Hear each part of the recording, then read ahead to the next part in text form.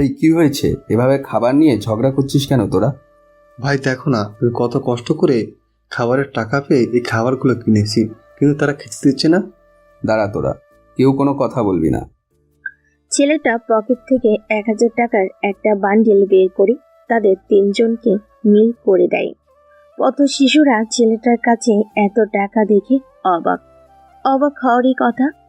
গায়ের কাপড়ে কোনো ভাঁজ নাই, ছেঁড়া প্যান্ট, ছেঁড়া শার্ট পরে থাকা ছেলের কাছে এতগুলো টাকা কোথা থেকে?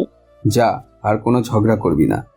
ভাইয়া তুমি কই, আর তোমার গায়ের এই অবস্থা কেন?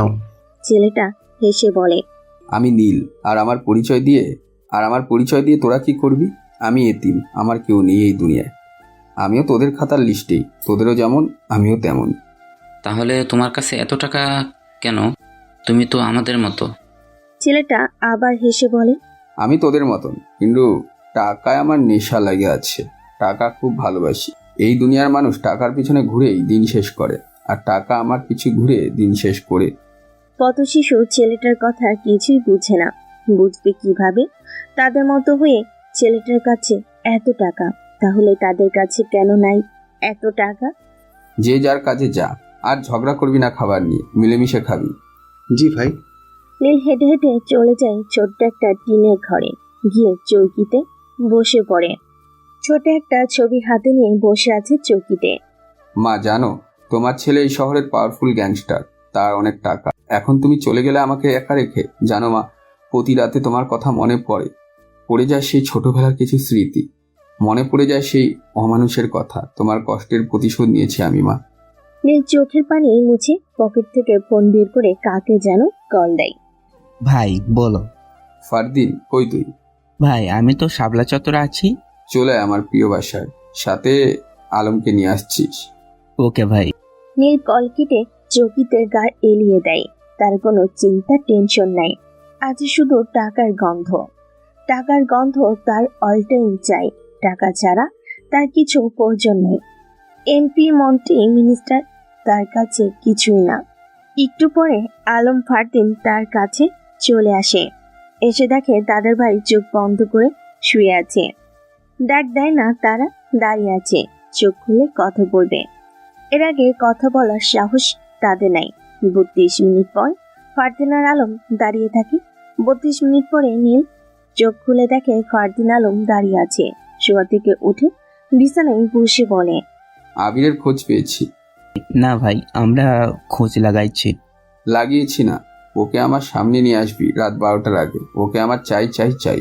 ভাই তুমি মাথা ঠান্ডা করো। ভাই, মিনিস্টার দেখা করতে চায় তোমার সাথে। তার টেন্ডার নাকি কে নিতে চায় জোর করে। বলে দে, এখন দেখা করার সময় নেই। ওকে ভাই।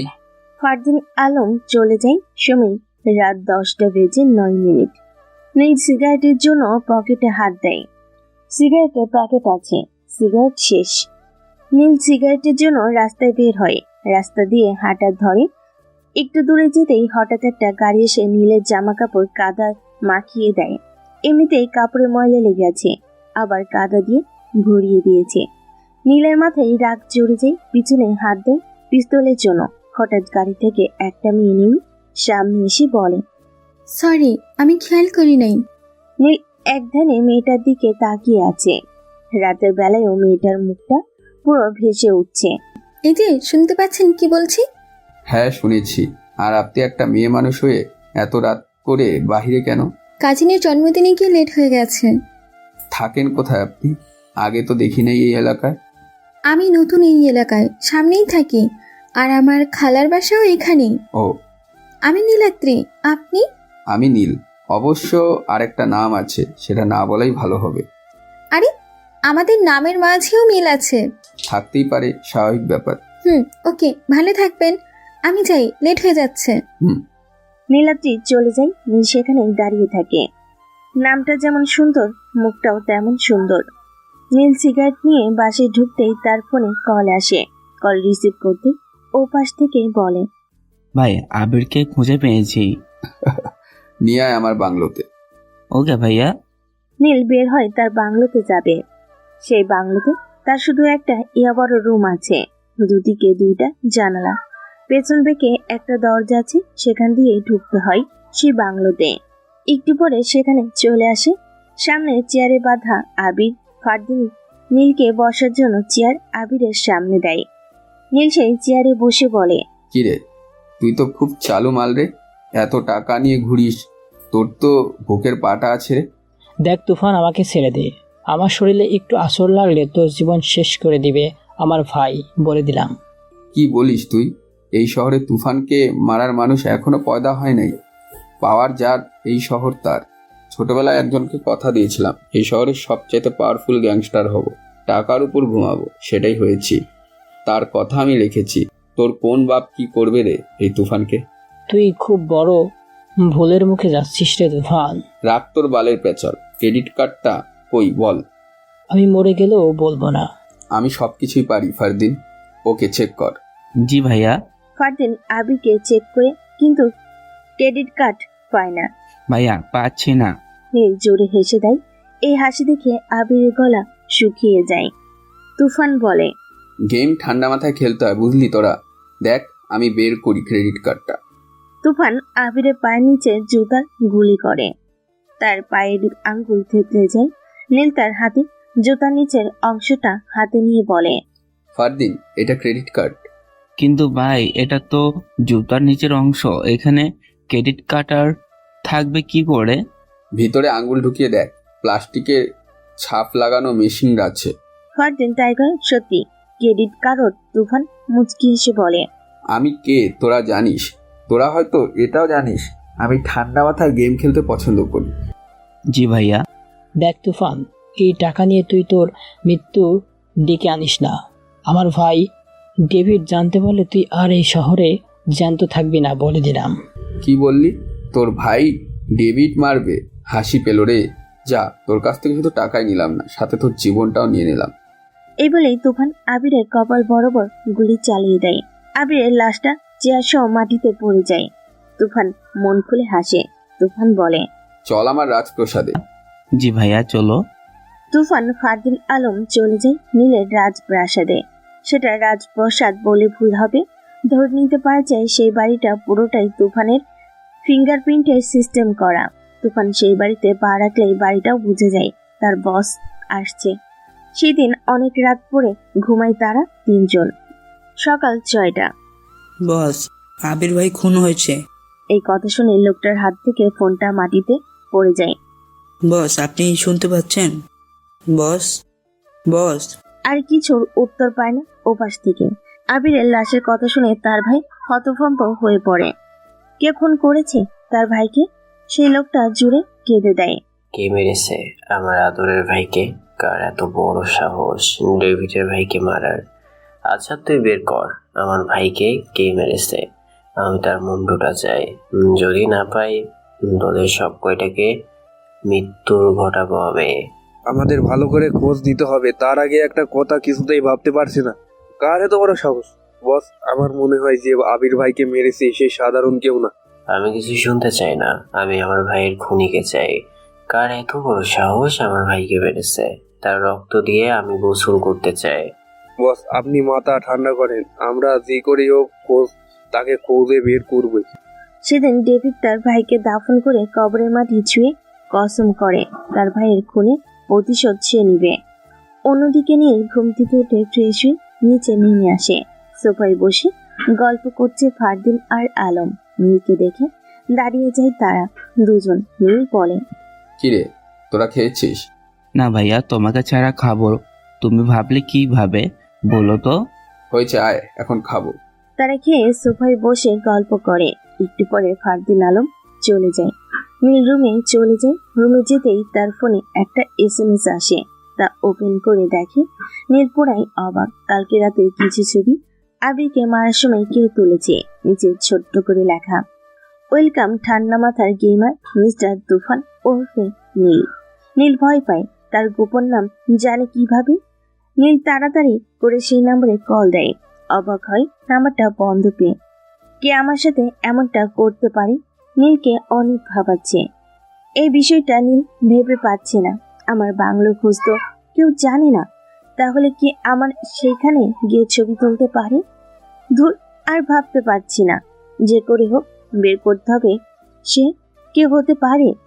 আমার ভাইকে যে মেরেছে তার মৃত্যু আমি নিজে হাতে দিব। ডেভিডের সাথে কেউ শত্রুতা করলে তার মৃত্যু নিশ্চিত। আসাদ এই শহর তন্ন তন্ন করে খোঁজ, কে মেরেছে আমার ভাইকে। আমি তার রক্ত দিয়ে গোসল করব। জি বস, আমরা খোঁজ লাগাচ্ছি। সময় বিকেল 5টা। নীল বাইরে টং দোকানে বসে সিগারেট টেনে যাচ্ছে। তার আশেপাশে কি হচ্ছে তার কোনো মাথা ব্যথাই নেই। হঠাৎ তার কানে ভেসে আসে কিছু পোলাপানের বাজে কিছু কথা। নীল সেদিকে তাকিয়ে দেখে একটা মেয়েকে কিছু ছেলে বাজে কথা বলছে, আবার ওনা ধরে টান দিচ্ছে। নীল এগিয়ে গিয়ে বলে, কি হয়েছে এখানে?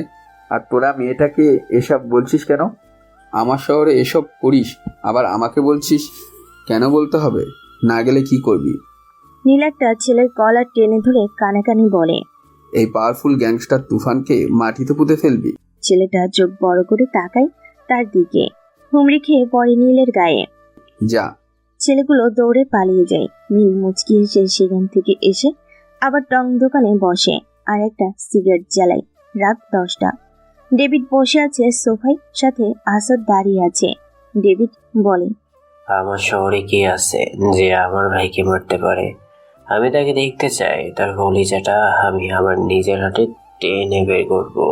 বস, আপনি সকাল থেকে কিছুই মুখে দেন নাই, কিছু খেয়ে নিন, না হলে অসুস্থ হয়ে পড়বেন। রাখ তোর খাওয়া। আমার ভাইকে কে মেরেছে তাকে খুঁজে বের কর। আমি 24 ঘন্টা সময় দিলাম তোমাদেরকে। আমার ভাইয়ের খুনিকে বের করো, না হলে তোরা আর আলো দেখবে না। সোজা উপরে পাঠিয়ে দিব সব কয়টাকে। নীল বসে আছে তার ক্লাব রুমে। পাশে কেউ নাই। বাম হাতে সিগারেট, ডান হাতে মদের বোতল। সে ভেবে পায় না সেই রাতে কে ছবি তুলেছে। তার সাথে এত বড় ক্রিমিনালি কি করেছে সেটাই জানতে হবে।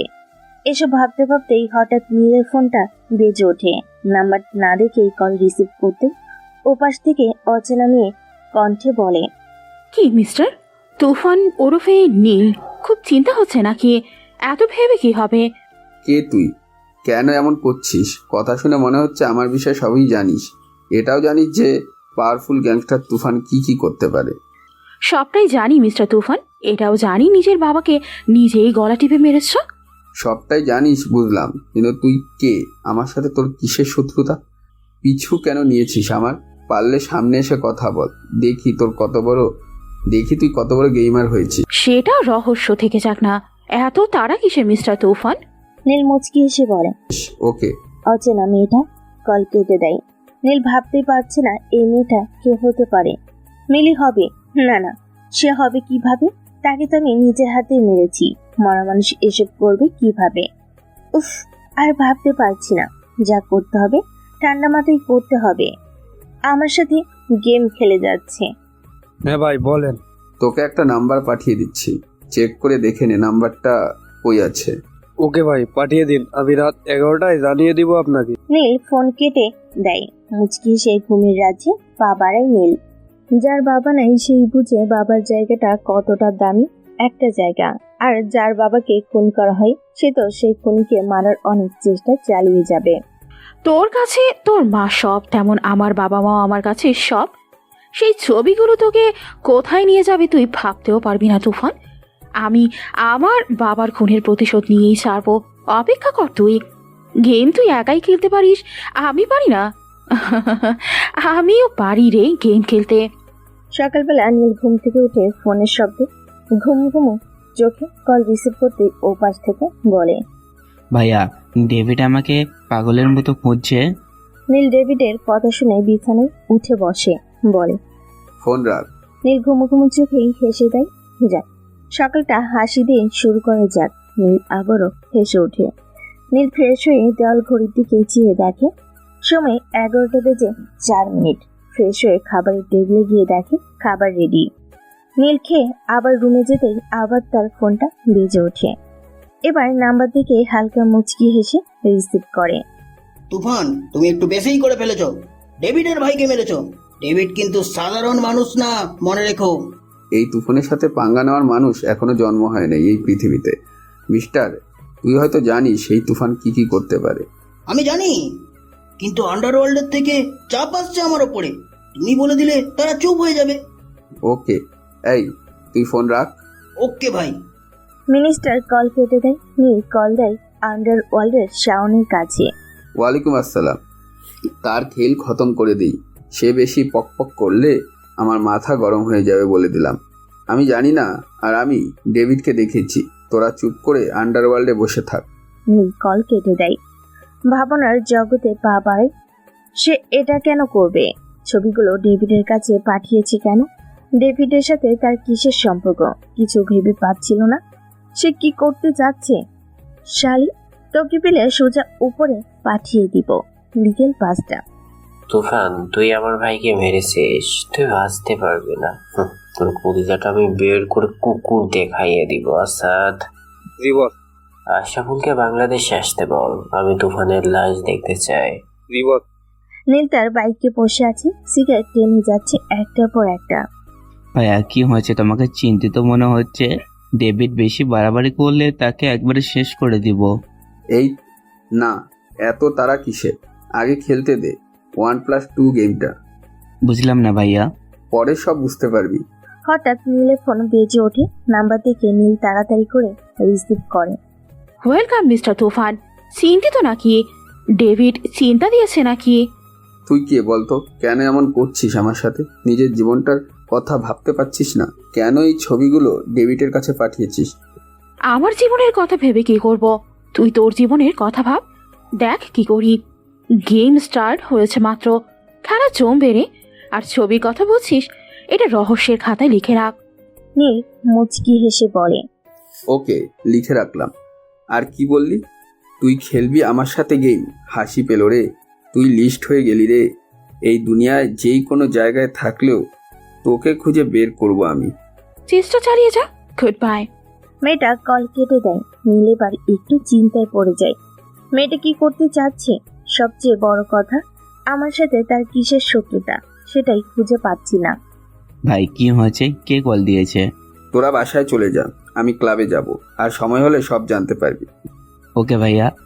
ফারদিন আর আলম চলে যায়। নীল বাইকে উঠে চলে যেতে চাইলে কেউ তাকে পিছন থেকে ডাক দেয়। নীল পিছনে তাকাতেই দেখে সেই রাতের মেয়েটা নীলাদ্রি।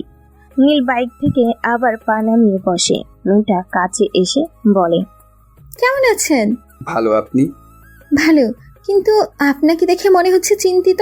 না, আপনি এই সময়? না, বাসা থেকে বের হই না। আজকে ভাবলাম একটু ঘুরে আসি, তাই আসা আর কি। আপনার সাথে দেখা হয়ে ভালোই হলো। চলেন। কোথায় যাবেন? আসেন আমার সাথে। নীল নীলাদ্রির সাথে যায়। একটু যেতেই দেখে ফুচকার দোকান। নীল বুঝতে পারে নীলাদ্রি ফুচকা খাওয়ার জন্য নিয়ে আসছে। নীলাদ্রি বলে, আজকে ফুচকা খাবো। আপনি খান, আমি এইসব খাই না। আপনি না খেলে আমিও খাবো না। নীল ভাবে এমন ভাব দেখাচ্ছে মনে হয় আমি তার প্রেমিক। কি হলো, কি ভাবেন? এমন ভাব দেখাচ্ছে মনে হয় আমি তার প্রেমিক। কিচ্ছু না। মামা 2 প্লেট ফুচকা দেন তো। একটু পরে 2 প্লেট ফুচকা দেয়। নীল মুখে না দিয়ে নীলাদ্রির দিকে তাকিয়ে আছে। কি সুন্দর করে ফুচকা মুখে দিচ্ছে। সত্যি মেয়েরা ফুচকা খাওয়ার সময় খুব সুন্দর লাগে। যে তার প্রিয় মানুষকে নিয়ে ফুচকা খায় সে জানে তার প্রিয় মানুষকে কত সুন্দর লাগে ফুচকা খাওয়ার সময়। নীল খাচ্ছে না দেখে নীলাদ্রি বলে, কি হলো, খাচ্ছেন না কেন? কই, খাচ্ছি তো। আমার জীবনে ভালোবাসার নামটা নেই। কোনো গ্যাংস্টারের জীবনে ভালোবাসা থাকে না, তারা মৃত্যুর মুখে থাকে। কখন কোন দিক দিয়ে গুলি এসে বুকে মরা লাশটা মাটিতে পড়ে থাকবে বলা যায় না। তাই ভালোবাসা নামক জিনিসটা গ্যাংস্টারের জীবনে থাকে না। আমি আর খেতে পারবো না। মাত্র এইটুকু খেয়ে আর খাবেন না? ওকে দাঁড়ান, বিলটা দিয়ে আসি। না, আমি বিল দিয়ে দিছি, আপনার দিতে হবে না। চলেন, আপনাকে বাসায় নামিয়ে দিয়ে আসি। চলেন। নীল নীলাদ্রিকে নিয়ে বাইকে ওঠে। নীলাদ্রিকে বাসায় নামিয়ে দিয়ে চলে আসে ক্লাবে। রাত 10:12। নীল বসে আছে ক্লাবে, সিগারেট হাতে। চারপাশটা নাচে গানে ভরে উঠেছে। নীল উঠে বাইরে এসে বাইকে ওঠে। বাইক চলতে থাকে বাসার উদ্দেশ্যে। একটু যেতে সামনে কিছু ছেলেপেলে রাস্তা ব্লক করে। তার বাইক আটকায়। নীল বাইক থেকে নেমে বলে, কি হয়েছে ভাই? রাস্তা ব্লক করে দাঁড়িয়েছেন কেন? তোর জানটা নেওয়ার জন্যই দাঁড়িয়ে আছি রে। নীল মুচকি হাসে। এই হাসির কারণটা হয়তো তাদের জীবনটা কেড়ে নেওয়ার কারণ। তাই নাকি? এই কয়েকজন আমার জীবন নিবি? হা হা হা, আমরা আছি 11 জন, আর তুই একা, উস্কা একটা ছেলে তুই, তোকে মারতে আমি একাই যথেষ্ট রে। নীল এবার জুড়ে হেসে ওঠে। তারা নীলের হাসি দেখে একটু ভয় পায়। এই কয়েকজন আমার জীবন নিবি? তাহলে আয়, দেরি করছিস কেন? প্রথম ছেলেটা হকি স্টিক নিয়ে নীলের সামনে যে বাড়ি দিতে যাবে, এই মুহূর্তে নীল ঘুরে তার বুকে একটা লাথি মারে। ছেলেটা ছিটকে যেয়ে পড়ে। সাথে সাথে ছেলেগুলো 4 কদম পিছিয়ে যায়। প্রথম ছেলেটা মাটি থেকে উঠে বলে, এই তোরা দাঁড়িয়ে কি দেখছিস, শালাকে মেরে মাটিতে পুঁতে ফেল। সবগুলো ছেলে যায় নীলকে মারার জন্য। নীল পেছন থেকে 9mm ক্যালিবারের 2টা পিস্তল 2 হাতে নিয়ে ডিরেক্ট সব কয়টার কপাল বরাবর শুট করে দেয়। সব কয়টার লাশ পড়ে যায়। বেঁচে আছে শুধু প্রথম ছেলেটা। নীল বলে, কিরে, আয়, মারবি না আমাকে? ছেলেটা নীলের পায়ে পড়ে যায়। ভাই আমাকে মাফ করে দিন, আমি বুঝতে পারি নাই, আমার জীবনটা ভিক্ষা দিন, আমি এই জীবনে এই ভুল করব না। নীল মুচকি হেসে বলে, কে পাঠিয়েছে তোদের? ভাই আমি বলতে পারবো না, বললে ওরা আমাকে মেরে ফেলবে। আর এখন আমাকে না বললে আমি তোকে মেরেই ফেলবো। বল। বলছি ভাই বলছি, আমাকে মারবেন না, আমি বলছি কে পাঠিয়েছে। ভাই মাফ করে দিন, আর এমনটা করব না। ডেভিড ভাই পাঠিয়েছে আমাদেরকে আপনাকে মারার জন্য। নীল হেসে বলে, আমাকে মারার সাহস এই পৃথিবীতে কারোর হয় নাই। এই পাওয়ারফুল গ্যাংস্টার তুফানকে মারার মতন মানুষ এই দুনিয়াতে পয়দা হয় নাই রে। ছেলেটা তুফান নাম শুনে অজ্ঞান হওয়ার উপক্রম। তার গলা শুকিয়ে যায়। ভাই এবারের মতো মাফ করে দিন, আমি বুঝতে পারি নাই। এই তুফানকে যে মারার চেষ্টা করে তাকে আমি বাঁচিয়ে রাখি না। উপরে ভালো থাকিস, গুড বাই। এটা বলে নীল তার কপাল বরাবর গুলি করে। ছেলেটার নিথর দেহটা মাটিতে লুটিয়ে পড়ে। নীল মুচকি এসে বাইকে বসে। ফুল স্পিডে বাইক চালিয়ে তার বড় বাসায় চলে আসে। ফ্রেশ হয়ে বিছানায় বসতেই নীল এর ফোনটা বেজে ওঠে। রিসিভ করতে ওপাশ থেকে বলে, ভাই আপনি যে নাম্বারটা দিয়েছিলেন সেই নাম্বার এখনো সিম কোম্পানি তৈরি করে নাই, এই নাম্বারে কোনো ক্লু পাইনি। এটা কিভাবে সম্ভব? তাহলে এই নাম্বার থেকে কল আসে কিভাবে? ভাই এটা হয়তো নেট কালেকশন নাম্বার থেকে দিতে পারে, যা বুঝেছি আমি। ওকে, চেষ্টা চালিয়ে যা তুই। কোনো কিছু পেলে আমাকে সাথে সাথে জানাবি। জি ভাই। নীল কল কেটে দেয়। ভাবনে পড়ে যায় নীল। এটা কিভাবে সম্ভব? একটা নাম্বার দিয়ে SMS আসে, কলও আসে, তাহলে সেই নাম্বারটা কোম্পানিতে নেই? দূর, মাথা ব্যথা হয়ে যাবে আমার এসব ভাবতে ভাবতে। সে কে কি চায় আমার কাছে? আমি তার কি ক্ষতি করেছি? আমার পিছু কেন নিয়েছে সে? আমার সাথে তার কিসের শত্রুতা? যাই হোক না কেন, আমি তাকে খুঁজে বের করবই। এই তুফানের সাথে যে লাগতে আসবে তার মৃত্যু নিশ্চিত। একবার সামনে পেলে সোজা উপরে পাঠিয়ে দিব। শালির বাচ্চা। বস তুফান বস সবগুলাকে মেরে ফেলেছে, একটাকেও বাঁচতে পারে না। রাস্তার কুকুরগুলা সেই লাশগুলাকে উধাও করে ফেলেছে, একজনের লাশও পাওয়া যায় না। তুফানকে এইভাবে কিছু করা যাবে না। তাকে মারতে হলে মাথা খাটিয়ে মারতে হবে, ঠান্ডা মাথায় প্ল্যান করে মারতে হবে। আর আশরাফুল কি বলেছে, সে কবে আসবে বাংলাদেশে? বস 3 দিন পরে আসবে ছোট সাহেব। ওকে আসুক, আমার ছেলে পরে তুফানের মৃত্যু আমি আমি আমার নিজের হাতে দিব। আমার ভাইকে মারার প্রতিশোধ আমি নিজে হাতে নিব। 10 কোটি টাকার ক্রেডিট কার্ড নিয়েছে আমার ভাইয়ের কাছ থেকে। 10 কোটি টাকার বদলে আমি তার কাছ থেকে তার জীবনটা কেড়ে নিব। বস ছবিগুলা যে পাঠিয়েছে সে কে? আপনি তাকে চিনেন? না, আমি তাকে চিনি না, কিন্তু সে ভালো কাজ করেছে। আমাকে ছবিগুলো না পাঠালে আমি বুঝতেই পারতাম না আমার ভাইকে তুফান মেরেছে। ঠিক বলেছেন বস, কিন্তু সে কে বস? সে কিভাবে ছবিগুলা তুলেছে আর আপনাকেই বা কিভাবে চিনে? আমার মনে হয় তুফানের সাথে তার শত্রুতা আছে, না হলে সে তার ছবিগুলা আপনার কাছ পাঠাবে কেন? যে কোনো একটা শত্রুতা আছে তাদের মাঝে। আমিও তাই ভেবেছি, সে আমার ভাইকে কিভাবে চেনে। আমার শুধু তুফানকে চাই, তার লাশটা আমি দেখতে চাই। আমি এই দুনিয়ায় একা হয়ে গেলাম, আমার কেউ নেই। আমাকে জন্ম দেওয়ার সময় আমার মা মারা গেল, আর একজন ছিল তাকেও মেরে ফেলা হয়েছে। বাবার খুনের প্রতিশোধ আমি নিয়েই ছাড়ব। তুফান, তুই অপেক্ষা কর, খুব শীঘ্রই দেখা হচ্ছে তোর সাথে। সেদিন হয়তো তুই মরে যাবি, আর আমি তোর মরা দেখে আনন্দ নিব। সবচেয়ে আপন মানুষ ফ্যামিলিতে বাবা মা, আর তারাই যদি এই পৃথিবীতে না থাকে তাহলে কিসের জীবন? মা ডাকার মতন কেউ নেই। এতিমখানায় নাম দিতে হয়েছে এক অমানুষের কারণে। আমি আমার মাকে অনেক ভালোবাসতাম। এক অমানুষের কারণে আজ আমার মাকে আমি হারিয়েছি, পাইনি আমার মায়ের আদর। যখন আমার মায়ের কথা মনে হয় খুব কষ্ট হয়। মা, তুমি কি আমার কথা শুনতে পাচ্ছ? আমি ভালো নেই মা। উপরে হাসি খুশি, কিন্তু ভিতরটা কান্নায় ভরে থাকে সবসময়। মানুষ প্রেম ভালোবাসা কষ্ট পেয়ে রাতের পর রাত কান্না করে বালিশ ভেজায়, আর আমি তোমার জন্য কান্না করে বালিশ ভেজাই মা। রাত 2:47। নীল ঘরে বসে বসে তার মায়ের ছবির সাথে কথা বলছে। চোখে পানি মুছে পকেটে হাত দিয়ে দেখে সিগারেট নেই। বিছানা থেকে উঠে মেশসেটের ভিতর থেকে 3 প্যাকেট সিগারেট নিয়ে আবার বসে খাটে। সিগারেট জ্বালাতে যাবে এমন সময় নীলের ফোনটা বেজে ওঠে। নীল নাম্বারটা দেখে মুচকি হাসে। রিসিভ করতেই ওপাশ থেকে বলে, খুব বড় গেমার হয়ে গেছিস তুই, তাই না? আমার ভাইকে মেরে তুই খুব বড় একটা ভুল করেছিস। এর ফল খুব ভয়াবহ হবে রে। তুই কি মনে করেছিস আমি কিছুই বলবো না? তুই ভালো করেই জানিস এই ডেভিড কি করতে পারে। আজাইরা পেছার পাড়ার জন্য কল দিয়েছিস নাকি? পাওয়ারফুল গ্যাংস্টার তুফান কি করতে পারে তুই ভালো করেই জানিস। ডিব্বার বাচ্চা, আমার সাথে লাগতে আসিস না। আগুনে পা রাখতে যাস না, পা সহ শরীরটা পুড়ে ছাই হয়ে যাবি। নীল রেখে কল কেটে দেয়। সকাল 11টা। আমার কি হয়েছে? আমি সারাদিন ওই ছেলেটার কথা ভাবি কেন? নাকি প্রেমে টেমে পড়ে গেলাম? ফোনও দিতে পারছি না। নাম্বার তো নিয়েছি, বলেছি কল দিব পরে, আর দিই নাই। ভয় লাগে যদি কিছু বলে। নীলাটি এসব কথা নিজে নিজে বলে, আবার হাত দিয়ে মুখ ঢেকে রাখে। কথায় আছে না, লজ্জা নারীর ভূষণ। নিজে নিজেই বলছে, আবার নিজে নিজে লজ্জা পাচ্ছে। হয়তো নীলাদ্রি মনে নীলকে নিয়ে ভাবনা হচ্ছে। নীল বসে আছে সোফায়, সাথে ফারদিন আলম দাঁড়িয়ে আছে। নীল বলে, এতিমখানায় খাবার দিয়েছিস? হ্যাঁ ভাইয়া, দিয়েছি। নতুন কাপড় দিয়েছিস? ভাই, দেওয়া হয় নাই, আজকে বিকালে দেব। আর তোমাকেও সাথে যেতে হবে। ওকে, যাব। বিকেল 5টা।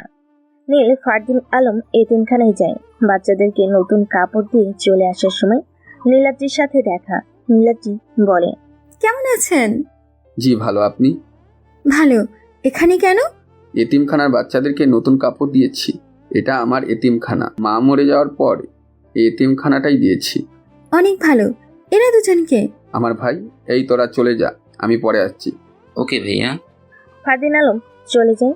নীল ফারদিন আলমকে নিজের ভাইয়ের মতোই দেখে, কোনো কিছুর কষ্ট হতে দেয় না। নীলাদ্রি বলে, চলেন সামনে যাই। চলেন, আমাদের মাঝে ভালো একটা বন্ধুত্বের সম্পর্ক হয়েছে, তাই না? হ্যাঁ। আচ্ছা, এর থেকে বেশি কিছু হওয়া যায় না আমাদের মাঝে?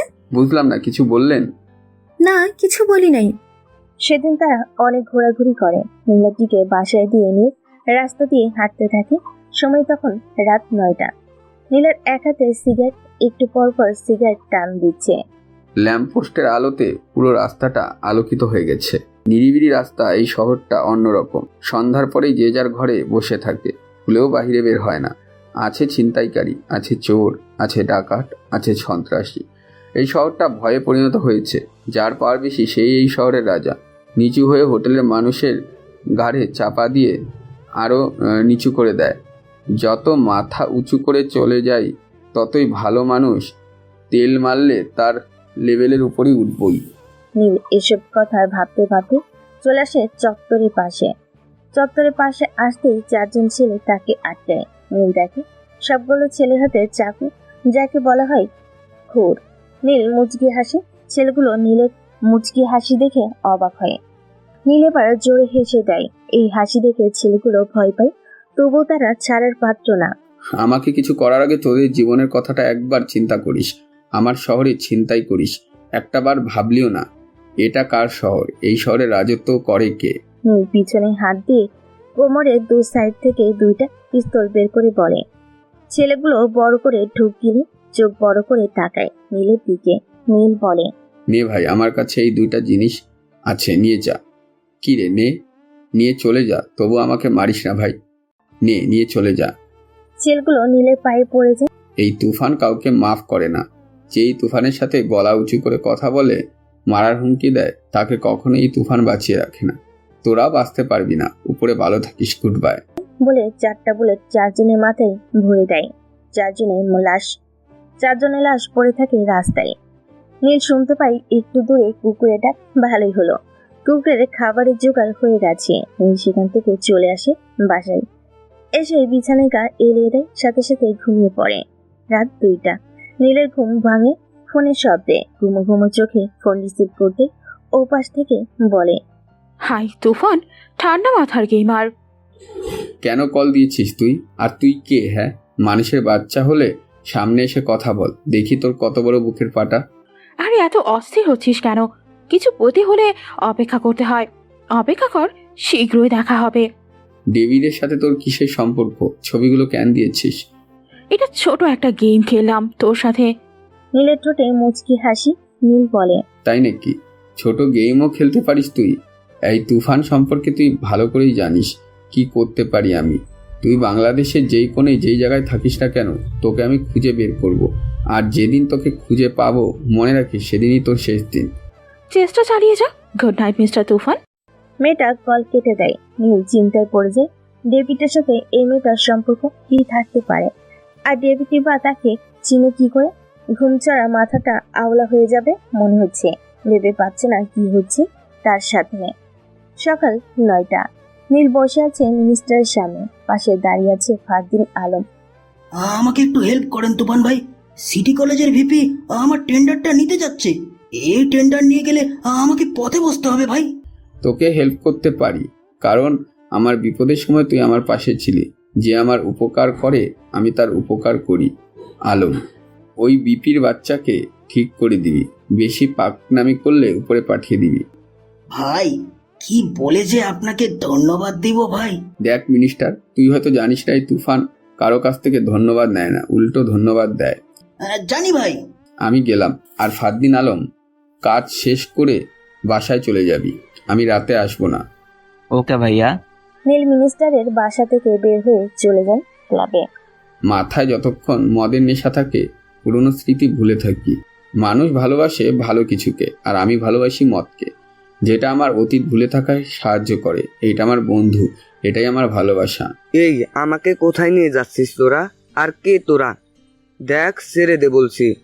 শালা বিপির বাচ্চা, বেশি বেড়ে গেছিস তুই, তাই না? কে তোরা? আমাকে এখানে নিয়ে আসছিস কেন? আমার অপরাধ কি? তোর জানটা নেওয়ার জন্য নিয়ে এসেছি। কেন আমাকে মারতে চাও তোমরা? শালা, মরার কথা শুনে মুখ দিয়ে তুমি বের হয়, এতক্ষণ তুই করে বলছিলি। আমাকে মেরো না প্লিজ। কি অপরাধ আমার বলো? মিনিস্টারের টেন্ডার নিতে চাস কেন? জানিস না মিনিস্টার তুফান ভাইয়ের লোক? অনেক পাওয়ার হয়েছে তোর, তাই না? আজকে পাওয়ার বের করবো তোর। ভাই আমার ভুল হয়ে গেছে। আমি বুঝি নাই মিনিস্টার তুফান ভাইয়ের লোক। ভুল হয়ে গেছে ভাই, এবারের মতো মাফ করে দিন। আর কখনো রাজনীতির টেটাই দিয়ে ঝামেলা করব না, ঠিক আছে ভাই? তুই আজকের পর থেকে রাজনীতি করবি না। কলেজের বিপির মতো থাকবি। কলেজের ছাত্রছাত্রীদেরকে সাহায্য করবি। বিপি দৌড়ে পালায়, এটা দেখে ফারদিন আর আলম হেসে চলে আসে বাসায়। রাত 7টা বেজে 23 মিনিট। ডান হাতে মদের বোতল, বাম হাতে সিগারেটে টান দিচ্ছে আর ধোয়া উপরে ছেড়ে দিচ্ছে। ল্যাম্পপোস্টের আলোটাও আজকে নাই। হয়তো কারেন্ট নাই, কিন্তু চাঁদটা উঠেছে। চাঁদের আলোটা বেশ আলোকিত করেছে চারপাশটা। হঠাৎ নীলের কানের পাশ দিয়ে পিস্তলের একটা বুলেট যায়। নীলের কানে বুলেটের গরম বাতাসটা লাগে। নীল ঘাড় ঘুরিয়ে পিছনে তাকিয়ে দেখে 7 জন লোক দাঁড়িয়ে আছে। চাঁদের আলোতে স্পষ্ট দেখা যাচ্ছে একজনের হাতে পিস্তল, 6 জনের হাতে বড় বড় ছুরি। নীল তার কোমরে হাত দিবে পিস্তলের জন্য। এই মুহূর্তে সামনে থেকে গুলি চালায়। নীল নিচু হয়ে যায়, বুলেট উপর দিয়ে চলে যায়। নীল এক হাতে একটা পিস্তল কোমর থেকে নিয়ে গুলি করে সামনের দিকে। পিস্তলের ফুল 6টা গুলি 6 জনের বুক বরাবর শুট করে নীল। সাথে সাথে সেই 6 জন মাটিতে পড়ে যায়। একজন লোক দৌড়ে পালাতে চেষ্টা করে, কিন্তু পারে না। নীল যায় বাম পাশের গলিতে, আর সেই লোকটা বাম পাশের গলিতেই হুচুট খেয়ে পড়ে যায়। নীল তার সামনে গিয়ে দাঁড়ায়। ছেলেটা নীলের পা থেকে মাথা পর্যন্ত দেখে। নীল বাম হাতে কোমরে বাম পাশে পিস্তলটা হাতে নিয়ে বলে, কে তোরা? আর আমাকে মারার চেষ্টা করছিলি কেন? কে পাঠিয়েছে তোদেরকে? ভালো করে বলছি, বল কে পাঠিয়েছে? নীল লোকটার হাঁটুর উপরে একটা গুলি করে। লোকটা চিৎকার দিয়ে ওঠে। হঠাৎ একটা গুলি এসে লোকটার মাথার পিছনে লাগে। নীল সামনে তাকিয়ে দেখে একটা বাইক ফুল স্পিডে চলে যাচ্ছে। নীল চাইলেও কিছু করতে পারবে না। বল কে পাঠিয়েছে? কে হতে পারে? আমি রাস্তা দিয়ে যাচ্ছি, সেই বা কি করে জানে? আর এত দূর থেকে গুলিটা কপালে এসে লাগলো, এটা প্রশিক্ষণ ছাড়া তো সম্ভব না। তাহলে কি সে প্রশিক্ষণপ্রাপ্ত কেউ? আর আমাকেই বা কেন মারতে চায়? আমার সাথে কি হচ্ছে এসব কিছুই বুঝতেছি না। সাবধান হতে হবে আমাকে। আর কে আমার সাথে এমনটা করতে পারে এটা বের করতেই হবে। নীল সেখান থেকে তার ছোট্ট বাসায় চলে আসে। এসে চৌকিতে বসতে নীলের ফোন বেজে ওঠে। নাম্বার দেখে রিসিভ করতেই ওপাশ থেকে বলে, এবারের যাত্রায় বেঁচে গেলি, ভালো করে শুনে রাখ, সামনের যাত্রায় আর বেঁচে থাকবি না। ও, তোর কাজ এটা? তুই মেয়ে হয়ে এটা কেন করেছিস? আমার সাথে তোর কিসের শত্রুতা? দেখ, ভালো করে বলছি, আমার সাথে লাগতে আসিস না। তোকে যদি পাই জ্যান্তই পুঁতে ফেলবো। আরে তুই আমার কিছুই করতে পারবি না। একটা কথা মনে রাখিস, তুই চড়িস ডারে ডারে, আমি চড়ি পাতায় পাতায়। আমার কাছ থেকে আমার সবচেয়ে প্রিয় জিনিসটা কেড়ে নিয়েছিস। তোকে আমি ছাড়বো না তুফান, অপেক্ষা কর, তোর মৃত্যুটা খুব শীঘ্রই হবে। নীল মুচকি হেসে বলে, ওকে, অপেক্ষায় আছি। মেয়ে ফোনটা কেটে দেয়। তার প্রিয় মানুষকে আমি কল করে নিয়েছি। মাথাটা ব্যথা হয়ে যাচ্ছে, কিছুই বুঝতে পারছি না। বুঝেছি, ঠান্ডা মাথায় গেম শুরু করতে হবে। সে আমার সাথে গেম খেলে যাচ্ছে। আর না, এবার শুরু আমার গেম খেলা। তুফান, তোর জীবনটাই আমি বরবাদ করে দেব। আপন হারানোর কষ্টটা খুব মারাত্মক রে। আমার কাছ থেকে আমার বাবাকে কেড়ে নিয়েছিস, আর শাস্তি তোকে পেতেই হবে। আর সেই শাস্তিটা হবে তোর মৃত্যু। সেই দিনটার আর বেশি দিন নাই। সকালবেলা 9:29। নীল ঘুমিয়ে আছে তার ছোট্ট ঘরে। বাইরে অনেক চিল্লাচিল্লির জন্য নীল ঘুমাতে পারছে না। নীল ঘুম থেকে উঠে দরজা খুলে বাইরে তাকে দেখে প্রথম দিনে সেই 3জন পথ শিশু আজও খাবার নিয়ে ঝগড়া করছে। এই, তোরা আমার খাবার নিচ্ছিস কেন? দেখ, আমি সারাদিন খুব কষ্ট করে টাকা পেয়ে খাবারগুলো কিনেছি। তোরা নিয়ে গেলে আমি খাবো কি? তোর খেতে হবে না, তুই সারাদিন আমাদের থেকে বেশি টাকা পাস। এই খাবারগুলো আমাদের দুজনকে দে, আমরা আজকে টাকা কম পাইছি। কিরে, তোদেরকে বলেছিলাম খাবার নিয়ে ঝগড়া করিস না, মিলেমিশে খাবার খাবি। তোরা তাও কেন ঝগড়া করছিস? ভাইয়া, তুমি ওই দিন বলেছো মিলেমিশে খেতে, কিন্তু তারা মিলেমিশে খেতে চায় না। দেখো, আমার থেকে খাবারগুলো জোর করে নিয়ে যাচ্ছে। প্রতিদিন এমন করে আমার সাথে। আয় আমার সাথে, চলে গেলেই বুঝতে পারবি। নীল এসব দেখে বাইরে এসে তাদেরকে বলে। নীল তাদেরকে নিয়ে ছোট্ট ঘরে যায়। সেখানে গিয়ে নীল কাপড় গায়ে দিয়ে বের হয়। হোটেলে যাবে তাদেরকে নিয়ে। সামনের হোটেলে গিয়ে তাদেরকে পেট ভরে খাওয়াই, তারপর খেয়ে বলে, ভাইয়া, তুমি খাবে না? হ্যাঁ, আমি পরে খাবো। ভাইয়া, তুমি কি ছোট করেই থাকো? মাঝে মাঝে থাকি। ভাইয়া, সেদিন দেখলাম তোমার গায়ে কাপড়ে অনেক ময়লা, আজকে তো দেখি খুব দামি কাপড় পরেছো। এটা তোরা বুঝবি না। আর শুন, যা আমাদের দেখানো হলো, তোদেরকে খাওয়াবো। এখন যা, কেউ কারোর সাথে ঝগড়া করবি না, বলে দিলাম। আচ্ছা ভাইয়া। নীল হোটেল থেকে বের হয়ে রাস্তায় আসতেই সামনে নীলাদ্রি নীলকে দেখে খুশি হয়। সামনে গিয়ে বলে, এখানে কেন? না, এই যে ওদেরকে খাইয়ে প্রতিদিন খাবার নিয়ে ঝগড়া করে, তাই আজকে খাইয়ে পেট ভর করে দিল। অনেক ভালো করেছেন। আপনি এই সময় এখানে কেন? পার্লারে গিয়েছিলাম, হঠাৎ দেখা হয়ে গেল আপনার সাথে। ভালোই হলো। চলেন, আজকে আমি আপনাকে ফুচকা খাওয়াবো। চলেন। নীলাদ্রি খুশি হয়ে বলে। এভাবে নীল নীলাদ্রির সাথে চলতে চলতে নীলাদ্রির উপর দুর্বল হয়ে পড়ে। নীলাদ্রিও নীলের উপর আগে থেকে দুর্বল। এখন তারা দুজন দুজনকে তুমি করে বলে। হঠাৎ একদিন নীলাদ্রি নীলকে রাত 11টায় কল দিয়ে বলে, নীল, তোমাকে আমার কিছু কথা বলার ছিল। বলো। ফোনে বলতে পারবো না। তাহলে কিভাবে বলবো? দেখা করো আমার সাথে। কোথায় বলো? কাল বিকেল 5টায় শাপলা চত্বরের পাশে একটা কফি শপ আছে, ওইখানে দেখা করবে। আচ্ছা, ঠিক আছে, বাই। বাই। নীল কল কাটতেই আবার ফোনটা বেজে ওঠে। স্ক্রিনে চেয়ে দেখে কলটা আলম দিয়েছে। হ্যাঁ, বলো। ভাইয়া, তুমি কোথায়? কি হয়েছে তোর? গলা এমন শুকনা হয়ে যাচ্ছে কেন? ভাইয়া, ফারদিনকে গুলি করেছে। আমি হাসপাতাল যাচ্ছি, তুমি তাড়াতাড়ি চলে আসো। নীল এসব শুনে হতভম্ব হয়ে যায়। কোন হসপিটালে নিয়ে যাচ্ছিস বল? ভাইয়া, জেনারেল হাসপাতালে চলে আসো তাড়াতাড়ি। আমি এখনই আসছি। নীল তাড়াহুড়ো করে হাসপাতালে চলে যায়। সেখানে গিয়ে দেখে আলম বাহিরে বসে কান্না করতেছে। নীল তার কাছে যায়। কে করেছে গুলি? খুলে বল। ভাই, ফারদিনকে তারা গুলি করেছে। ভাই, একটা কিছু করো। ভাই, ডেভিডের ছেলে আসছে বাংলাদেশে। আমি আর ফারদিন রাস্তা দিয়ে হাঁটতে থাকি। হঠাৎ ফারদিন বলে, আলম, দোকান থেকে একটা পানির বোতল নিয়ে আয়, আমি এখানে আছি। পরে আমি পানির জন্য যাই দোকানে। দোকান থেকে পানি এনে দেখি ফারদিন রাস্তায় পড়ে আছে। একটু দূরে যেতেই ডেভিডের ছেলে আশরাফুল সাথে ছেলে পেলে নিয়ে চলে যাচ্ছে, হাতে পিস্তল ঘুরিয়ে ঘুরিয়ে। আমি গিয়ে ফারদিনকে জিজ্ঞেস করি কি হয়েছে। পরে ফারদিন বলে, তোমাকে নাকি পাগলের মতো খুঁজছে আশরাফুল। তোমার কথা না বলতে ফারদিনের পেটে গুলি করতে চলে যায়। তারপর আমি তাকে হাসপাতালে নিয়ে আসি। ডেভিড, তোর ছেলে আজকের পর থেকে এই পৃথিবীর আলো দেখবে না। তোর ছেলে মৃত্যুর দিন চলে এসেছে।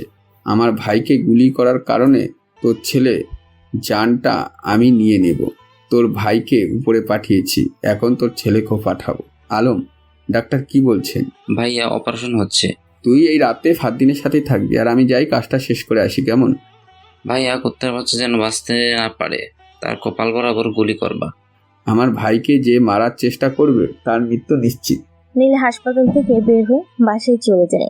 বাসায় গিয়ে কালো জ্যাকেট, কালো প্যান্ট, মাথায় কালো টুপি, কোমরের দুপাশে দুইটা পিস্তল গুজে, পিছনে তলোয়ার নিয়ে বাইক নিয়ে বের হয় ডেভিডের বাসার উদ্দেশ্যে। বাইকের স্পিড বাড়িয়ে চলে যায় ডেভিডের বাসার নিচে। ডেভিডের বাসার নিচে গার্ড দাঁড়িয়ে আছে। নীল সোজা গেটে চলে যায়। দেখবি আমি কে? নীল এই কথা বলে পিছন থেকে তলোয়ার বের করে এক কোপে ছেলেটার গলা থেকে মাথাটা আলাদা করে ফেলে। সাথে থাকা গার্ডগুলা 5 কদম পিছিয়ে যায়। নীল বলে, কেউ যদি আমার সামনে আসার চেষ্টা করিস তোদের অবস্থা এমন হবে। নীল এটা বলে কোমর থেকে পিস্তলটা বের করে গেটের তালায় একটা গুলি করে। পিস্তল আবার কোমরে গুজে ভিতরের দিকে পা বাড়ে। ভিতরে গিয়ে দেখে চারপাশটা পুরো অন্ধকার। হঠাৎ নীলের কানে ভেসে আসে কারোর কথা। ওয়েলকাম তুফান, আমি জানতাম তুই আসবি, কারণ তোর ভাইকে আমি গুলি করেছি আর তুই আসছিস আমাকে মারতে। তুই তো খুব বড় মাপের খেলোয়াড় রে। তুই আমার চাচুকে মেরেছিস, তোকে কিছুই বলি নাই। একটা কথা শুনে রাখ, আমাকে মারতে হলে তোকে আবার জন্ম নিতে হবে। কুত্তার বাচ্চা, পারলে সামনে এসে কথা বল, দেখি তোর কত বড় বুকের পাটা। নীল তার পকেট থেকে ফোন বের করে লাইট জ্বালিয়ে দেখে সামনে বড় স্পিকার। সে কথাগুলো রেকর্ড করা ছিল।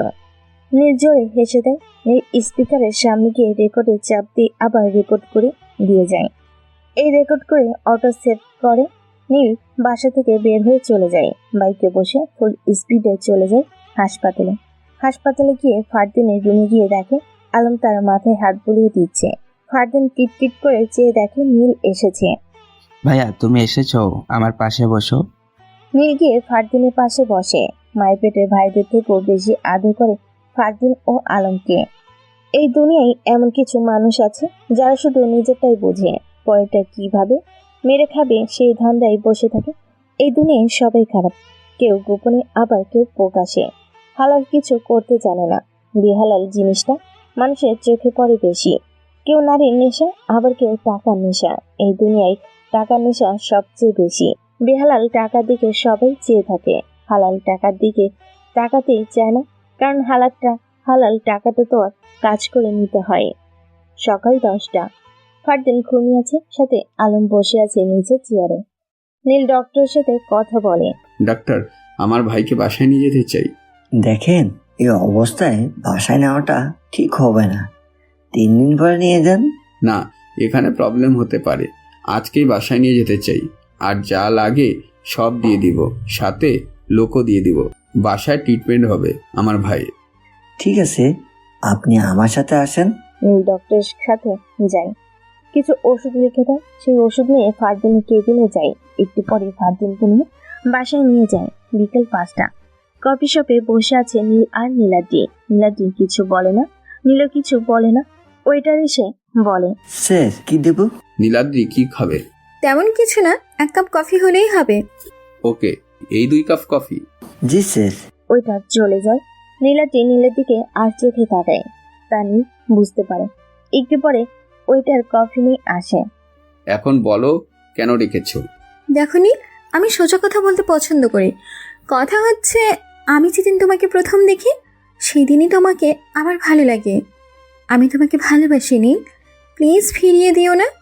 নীল কি বলবে কিছু বুঝে উঠতে পারে না। এসব ভালোবাসা যে নীলের জন্য না, সে তো অন্ধকার জগতের মানুষ। সেখানে মানুষ একবার চলে গেলে সহজে ফিরে আসতে পারে না। মৃত্যুটা কখন হয় টেরও পাওয়া যায় না। গ্যাংস্টারদের জীবনে যে ভালোবাসা নামকটা নাই। কি হলো নীল, কিছু বলছো না যে? দেখো, তুমি আমার সম্পর্কে কিছু জানো না। জানলে হয়তো আমাকে ভালোবাসার কথা বলতে পারতে না, বন্ধুত্বটাও করতে না। আমার পক্ষে ভালোবাসা সম্ভব না। প্লিজ, এসব কথা আমি শুনতে চাই না। প্লিজ নীল, আমি তোমার সম্পর্কে কিছু জানতে চাই না। আমি তোমার হাত ধরে বাঁচতে চাই। প্লিজ নীল। অন্ধকার জগতের মানুষ আমি চাই না তুমি আমার জীবনে এসে নিজের জীবনটাকে নষ্ট করো। যেভাবে আছো সেভাবেই থাকো, আমার থেকে ভালো মানুষ পাবে। অন্ধকার জীবন মানে? সেটা সময় হলে জানতে পারবে। এখন উঠি। নীল উঠে চলে যায়। নীলাদ্রি সেখানেই বসে থাকে, নীলের যাওয়ার দিকে চেয়ে থাকে। আমার করেই ছাড়বো তোমাকে, যতই না করো আমাকেই ভালোবাসতে হবে। নীলাদ্রি এই কথাগুলো বলে সেখান থেকে বাসায় চলে যায়। নীলাদ্রি, আমিও যে তোমাকে ভালোবাসি, কিন্তু আমি যে অন্ধকার জগতের একটা মানুষ। আমার জীবনে যে ভালোবাসা নামক বস্তুটাই নেই। আমার সকাল শুরু হয় পিস্তলের গুলির শব্দে। চাইলেও তোমাকে ভালোবাসতে পারবো না। আমার জন্য তোমার জীবনটা নষ্ট হয়ে যাবে। আমার নিজের শত্রুরা আমাকে কিছু না করতে পারলেও তোমাকে করবে, কারণ তুমি যে আমার দুর্বল জায়গা। আমার অন্ধকার জগতের কথা জানলে তুমি হয়তো আমাকে মেনে নিবে না। রাত 10টা।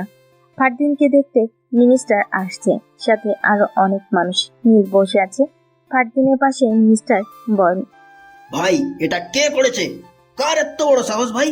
ডেভিডের ছেলে আশরাফুল, সে আমার ভাইকে গুলি করেছে। তার মৃত্যু আমি খুব ভয়াবহভাবে দিব। ভাই আপনি চিন্তা করবেন না, তার খোঁজ লাগাচ্ছি আমি। দরকার নেই, আমি খুঁজে নিব তাকে। আমার শিকারকে আমি নিজেই খুঁজে বের করব। বাপ ছেলেকে একই সাথে মাটিতে পুঁতে ফেলবো। কি করে শান্ত হবো বল? আমার ভাইকে মারার চেষ্টা করে, এই পাওয়ারফুল গ্যাংস্টার তুফানের ভাইকে মারার চেষ্টা করে। একটাকেও বাঁচিয়ে রাখবো না, সব কয়টাকে একসাথে মাটিতে ফেলে পুঁতে রাখবো। সেদিন রাতে মিনিস্টার চলে যায় নীলের বাসা থেকে। ফারদিন আলম ঘুমিয়ে পড়ে। নীল তার রুমে পায়চারি করতে থাকে। হঠাৎ নীলের ফোনে একটা মেসেজ আসে। মেসেজটা ছিল সেই অচেনা মেয়ের নাম্বার থেকে। মেসেজটা ছিল, বুঝেছিস, আপন কাউকে কেউ মারার চেষ্টা করে কতটা কষ্ট লাগে? তার থেকেও বেশি কষ্ট লেগেছে আমার, যখন আমার সবচাইতে আপন মানুষটাকে তুই মেরেছিস। আস্তে আস্তে তোর কাছ থেকে আমি সব কেড়ে নেব, পরে তোকে একেবারেই শেষ করে দেব। নীল মেসেজটা পড়ে চিন্তায় পড়ে যায়। এই মেয়ের আপন মানুষকে আমি মেরেছি। কি বলে মেয়েটা? কিছুই বুঝতে পারছি না। তার মানে কি? তার আপন মানুষকে মেরেছি, তাই সে আমাকে মেরে তার প্রতিশোধ নিতে চায়? কে মেয়েটা? খুঁজে বের করতে হবে। কেটে যায় 15 দিন। এর মাঝে ফারদিন সুস্থ হয়ে যায়। নীলের দিন কাটে চিন্তা করতে করতে। একটাই চিন্তা, সে অচেনা মানুষটাকে। বাবা, তুমি বললে তুফানকে এই দুনিয়া থেকে একেবারে বিদায় করে দেই। আরে এত তাহারা কিসের? নিজে এসেছে আমার কাছে ধরে দিবে। বাবা কি বললা? কিছুই বুঝলাম না। সব বুঝতে পারবে আস্তে আস্তে। ভাইয়া, আশরাফুল খোঁজ পেয়েছি, সে তার বাবার সাথে নিউ ইয়র্কে থাকে। ফারদিনকে যেদিন গুলি করে সেদিন চলে যায় নিউ ইয়র্কে। 6 তারিখ বিকেল 5টায় বাংলাদেশে ফিরবে। ওকে, আমি একটু বাইরে গেলাম। ভাইয়া, তুমি একটু সাবধানে থাকার চেষ্টা করবা। তোদের ভাই কি সেটা তোরা জানিস, আর নাম শুনলে সবাই সাবধান হোস। সে জায়গায় তোরা আমাকে বলছিস সাবধান হতে। ভাইয়া, এতে কথা বলো কেন তুমি? এই পৃথিবীতে তুমি ছাড়া আমাদের কেউ নাই। তোমার কিছু হয়ে গেলে আমাদের কি হবে একবার ভেবেছ? নীল দৌড়ে গিয়ে ফারদিন আলমকে জড়িয়ে ধরে। আমার কিচ্ছু হবে না, তোরা অযথাই টেনশন করিস। আর তোরা থাকতে আমার কিচ্ছু হবে না। ওকে, ঠিক আছে। নীল বের হয় তার বাসা থেকে। হেঁটে যাচ্ছে রাস্তা দিয়ে। নিচে যেয়ে হাঁটতে ব্যস্ত নীল। হঠাৎ এক মেয়ের সাথে ধাক্কা লাগে। নীল উপরে তাকিয়ে দেখার আগে মেয়েটা বলে, সরি ভাইয়া, দেখতে পাইনি, প্লিজ সরি। ওকে, ঠিক আছে, আমার ধাক্কা লেগেছে, আপনি সরি বলছেন কেন? আমার একটু তাড়া আছে, আমি গেলাম। মেয়েটা চলে যায়। নীল আবার হাঁটা ধরে। রাস্তা দিয়ে হাঁটতে হাঁটতে চলে যায় ক্লাবে। রাত 10টা বেজে 56 মিনিট। রাস্তাটা ল্যাম্পপোস্টের আলোতে ভরে উঠেছে। চারপাশটা খুব আলোকিত। হালকা বাতাস, রাতের পোকাটা কানে ভেসে আসছে। গলির দেওয়ালের নিচে ছোট ছোট ঘাস।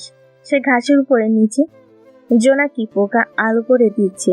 ল্যাম্পপোস্টের আলোর মাঝে সিগারেটের ধোঁয়াটাও এতটা মিশে যায় না, এক জায়গায় জমে থাকে। শীতের রাতে কুয়াশার মাঝেও সিগারেটের ধোঁয়াটা জমে থাকে। নীল ডাঙ্ক হয়ে রাস্তা দিয়ে হাঁটে, মুখে সিগারেট নিয়ে যাচ্ছে। চোখ দিয়ে চারপাশটা দেখে মনে হচ্ছে চারপাশটা আরো বেশি আলোকিত হয়েছে। হঠাৎ গাড়ির হর্ন বাজে।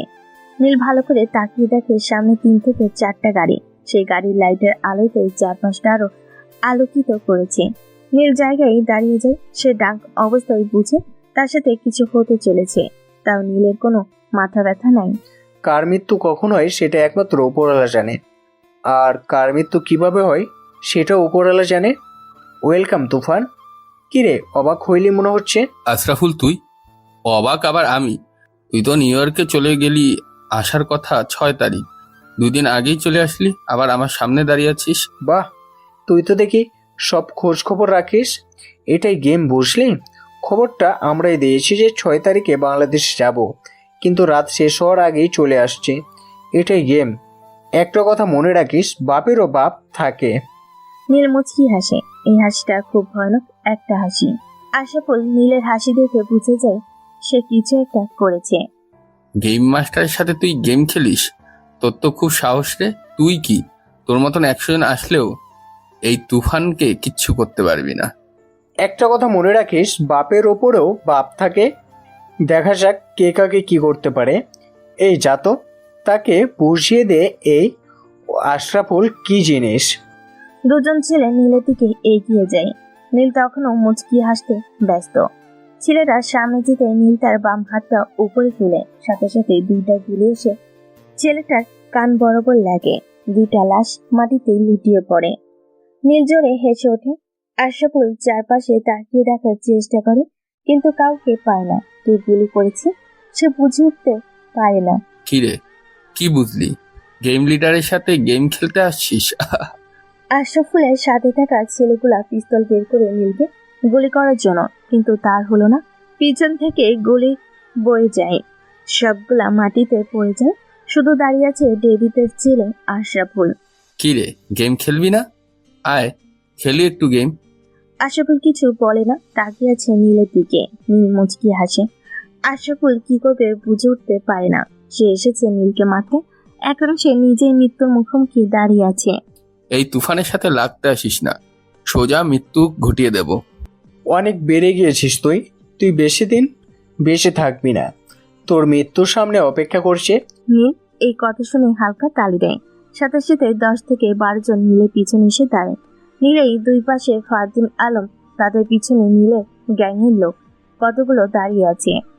ফারদিন? হ্যাঁ ভাইয়া। সে যেন সোজা হয়ে দাঁড়াতে না পারে এমন ব্যবস্থা করে দে। এই কথা শুনে ফারদিন ঠাস করে 2টা গুলি করে আশরাফুলের ডান পায়ে। আশরাফুল চিৎকার করে মাটিতে বসে পড়ে। তোকে মারলাম না, তোকে সেদিনই মারবো যেদিন তোর বাপকে মারবো। আশরাফুল কিছুই বলতে পারে না। কথা বলতে নাকি পা বাঁচবে। নীল চলে যায় সেখান থেকে। আশরাফুল সেখানেই বসে থাকে। ভাইয়া, তোমাকে আমি বলছি খুব সাবধানে চলতে, তুমি কথাই শোনো না। যদি ঠিক না করতাম তোমার ফোন, তাহলে কিভাবে কি করতাম একবার ভেবেছ? এজন্যই তোদেরকে আমি অ্যালার্ট করে রাখি। তোরা আমার ভাই, আমাকে অনেক ভালোবাসিস, আমিও তোদের অনেক ভালোবাসি। আর এই তুফানকে মারার মানুষ এই দুনিয়াতে পয়দা হয়নি, তোরা হয়তো জানিস। নীল ফারদিন আলম চলে যায় বাসায়। ঘড়িতে রাত 1টা ছুঁই। নীল ঘুমিয়ে আছে। হঠাৎ তার কানে গুলির আওয়াজ আসে। ধরফড়িয়ে ঘুম থেকে উঠে বসে। ফারদিন আলম ঘুম থেকে উঠে নীলের রুমে ঢুকা দেয়। ভাইয়া, তুমি ঠিক আছো? ভাইয়া, দরজা খুলো।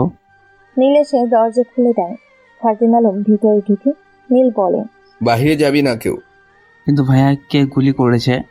আশরাফুলের লোক হবে, দাঁড়া আমি দেখছি কে। ভাইয়া সাবধান। নীল বারান্দায় যেতে শুনতে পায়, এই কুত্তার বাচ্চা তুফান, কই তুই? বের হ। আমার ছেলেকে গুলি করেছিস? তোর কত বড় সাহস? নীল বাহিরের উঁকি মেরে দেখে ডেভিড দাঁড়িয়ে আছে, সাথে কিছু ছেলে পেলে। নীল মুচকি এসে ডেভিডকে বলে, কিরে, বাসায় চলে আসলি দেখি। তোর তো খুব সাহস রে। এক বাপের পোলা হলে সামনে এসে কথা বল। নীল বারান্দা থেকে রুমে এসে ফারদিন আলমকে বলে, আমি নিচে যাই, তোরা ছাদে চলে যা। সাথে K98 স্নাইপার নিয়ে যাবি। ডেভিড কিছু করার সাথে সাথে তার সাথে থাকা ছেলেগুলোকে শুট করে দিবি। ফারদিন আলম ছাদে চলে যায়। নীল কোমরের দুপাশে 2টা 9mm ক্যালিবারের পিস্তল গুজে বাইরে বের হয়। ডিরেক্ট ডেভিডের সামনে গিয়ে দাঁড়ায়। আমার ভাইকে মেরেছিস, তুই কিছু বলি নাই। 10 কোটি টাকার ক্রেডিট কার্ড নিয়েছিস, তাও কিছু বলি নাই। কিন্তু আমার ছেলেকে টান পায়ে গুলি করেছিস, এর শাস্তি তোকে দিতেই হবে। আজকে তোকে তোর বাড়ির সামনে পুঁতে ফেলবো। নির্জরে হেসে ওঠে, হাসিটা খুব বিদ্ঘুটে ভয়ানক। আমাকে মারবি তোরা? এই শহরের পাওয়ারফুল গ্যাংস্টার তুফানকে মারবি তোরা?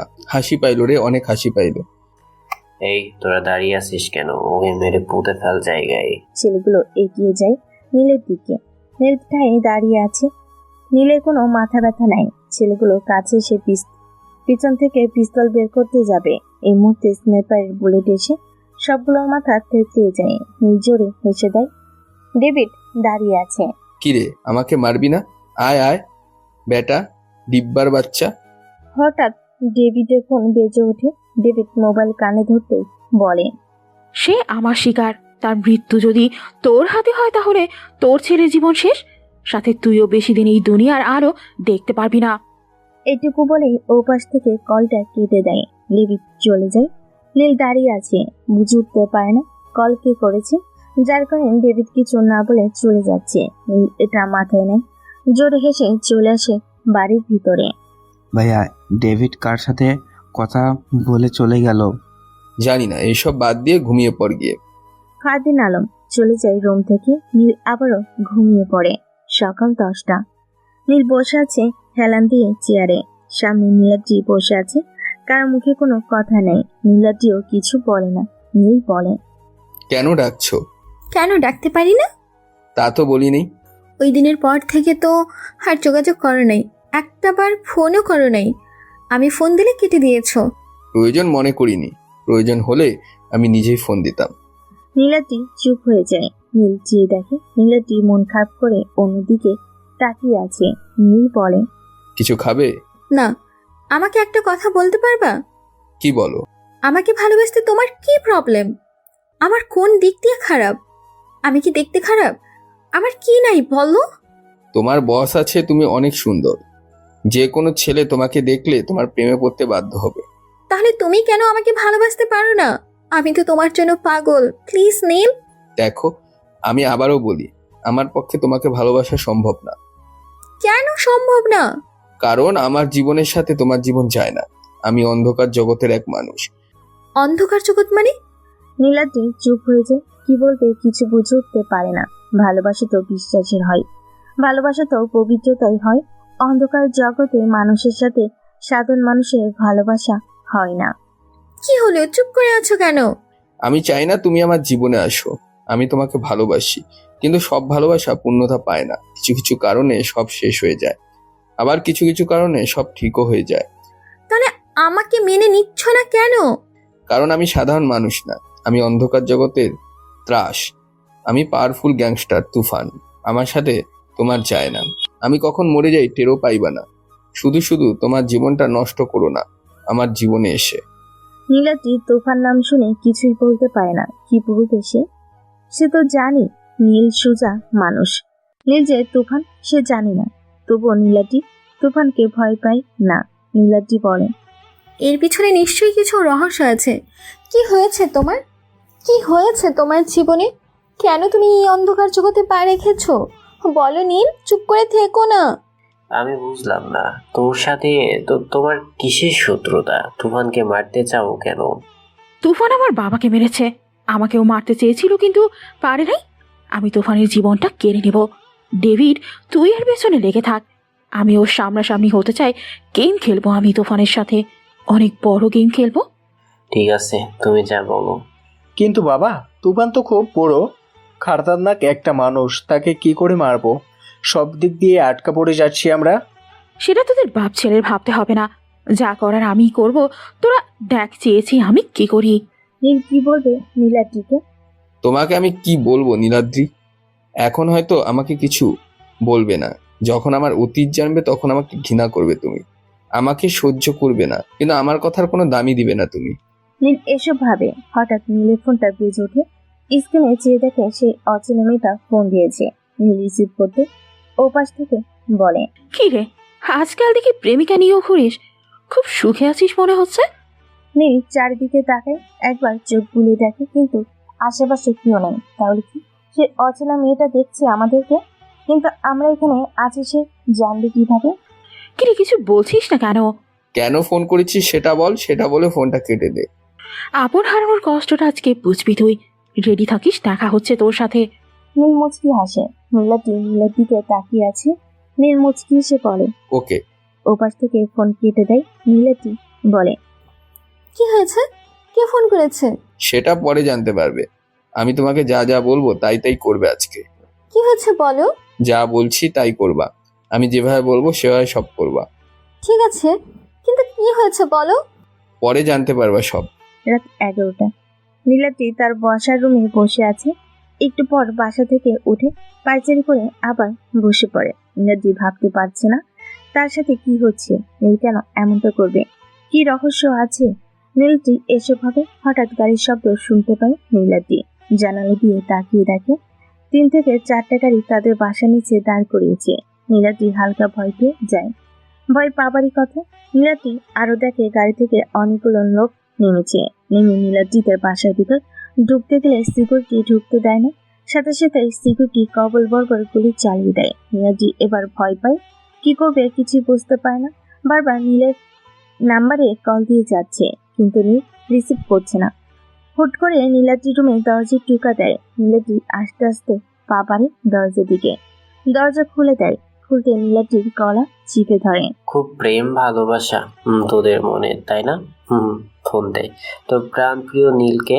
আজকে আজকে দুজনকে একসাথে মাটিতে পুঁতে দিয়ে যাব। কে তোমরা? আমার কাছে কি চাও? আর নীলকে এবার কেন খুঁজতেছো? উপরে পাঠাবো তোর নীলকে, সাথে তোকেও পাঠাবো। ফোন কর। নীলাটি নীলকে কল দেয়। এবার নীলের ফোনটা বন্ধ। নীলাটি কি বলবে, জবান বন্ধ হয়ে গেছে তার। হঠাৎ নীল হাতে তালি বাজিয়ে পিছন থেকে বলে, বাহ ডেভিড বাহ, এতই শখ আমাকে মারার। তুই তো দেখি খুব বড় মাপের গাধারে। এই তুফানকে মারবি আর এই বুদ্ধি দিয়ে? আরে বেটা, আবার জন্ম নিতে হবে তোকে আমাকে মারতে হলে। নীলকে দেখে নীলাটির মুখে হাসি ফুটে ওঠে। আজকে তোদের দুজনকে এখানেই মেরে ফেলবো, দেখি কে আটকায়। ওকে তাহলে মার। তার আগে বল তোর সেই গোলাম কই? সে তো বললো আজকে নাকি খেলা হবে। কই দেখি তার মুখখানি। তার কোনো দরকার নেই, আমি একাই তোর জন্য যথেষ্ট। হাসি পাইল। ডেভিডের সাথে থাকা ছেলেগুলো নীলকে মারতে আসে। নীল তার পিছন থেকে তলোয়ার বের করে সব কয়টাকে কুপিয়ে মেরে ফেলে। দাঁড়িয়ে আছে শুধু ডেভিড আর নীলাটি। নীলাটি চোখ বন্ধ করে দাঁড়িয়ে আছে। কিরে আয়, মারবি না আমাকে? তুই বারবার ভুলে যাস এই তুফান কি জিনিস। তোকেও আর বাঁচিয়ে রাখবো না, উপরে ভালো থাকি। নীল এই কথা বলে কোমর থেকে পিস্তল বের করে ডেভিডের মুখে শুট করে দেয়। ডেভিড মাটিতে পড়ে যায়। নীলাটি চিৎকার করে ওঠে পিস্তলের শব্দ পেয়ে। নীলাটি চোখ খুলে তাকিয়ে দেখে ফ্লোরে ভরা লাশে রক্তে ভেসে যাচ্ছে। এসব দেখে নীলকে জড়িয়ে ধরে নীলাটি। ভয় পাইছো? আমি এখানে থাকবো না, আমাকে নিয়ে যাও তোমার সাথে। তোমাকে আর এখানে থাকতে হবে না, আমার রাজপ্রাসাদে থাকবা। এখানে থাকলে তোমার ক্ষতি হতে পারে। সত্যি বলছো তোমার সাথে নিয়ে যাবে? সত্যি। নীলাটির চোখে পানি টলমল করছে। মনে হচ্ছে এখনই সেই চোখের পানি গাল বেয়ে পড়বে। এই কি হয়েছে, কান্না করছো কেন? কিছু না। হয়েছে, এখন চলো। সেদিন রাতে নীল নীলাটিকে তার বাসায় নিয়ে যায়। নীলাটি নীলের বাড়ি দেখে হা হয়ে আছে। এত বড় বাড়ি কখনোই দেখেনি নীলাটি। নীলাটি চলে যায় রুমে। সকালবেলা নীলাটি ঘুম থেকে উঠে রান্নাঘরে গিয়ে রান্না করে। কাজের মানুষ সবাই অবাক, কারণ নীলাটি কাউকে কাজ করতে দিচ্ছে না, সে নিজে সব কাজ করে নিচ্ছে। ফারদিন আর আলম ঘুম থেকে উঠে নিচে এসে দেখে নীলাটি খাবার দিয়ে টেবিল সাজাচ্ছে। ফারদিন আলম অবাক, এত কিছু রান্না করেছে আর এই মেয়ে এখানে কি করে এলো? আপু তুমি এইখানে কি করো আর কখন এসেছো? তোমার ভাইকে জিজ্ঞাসা করো। ফারদিন আলম আবুল হয়ে যায় নীলটির কথা শুনে।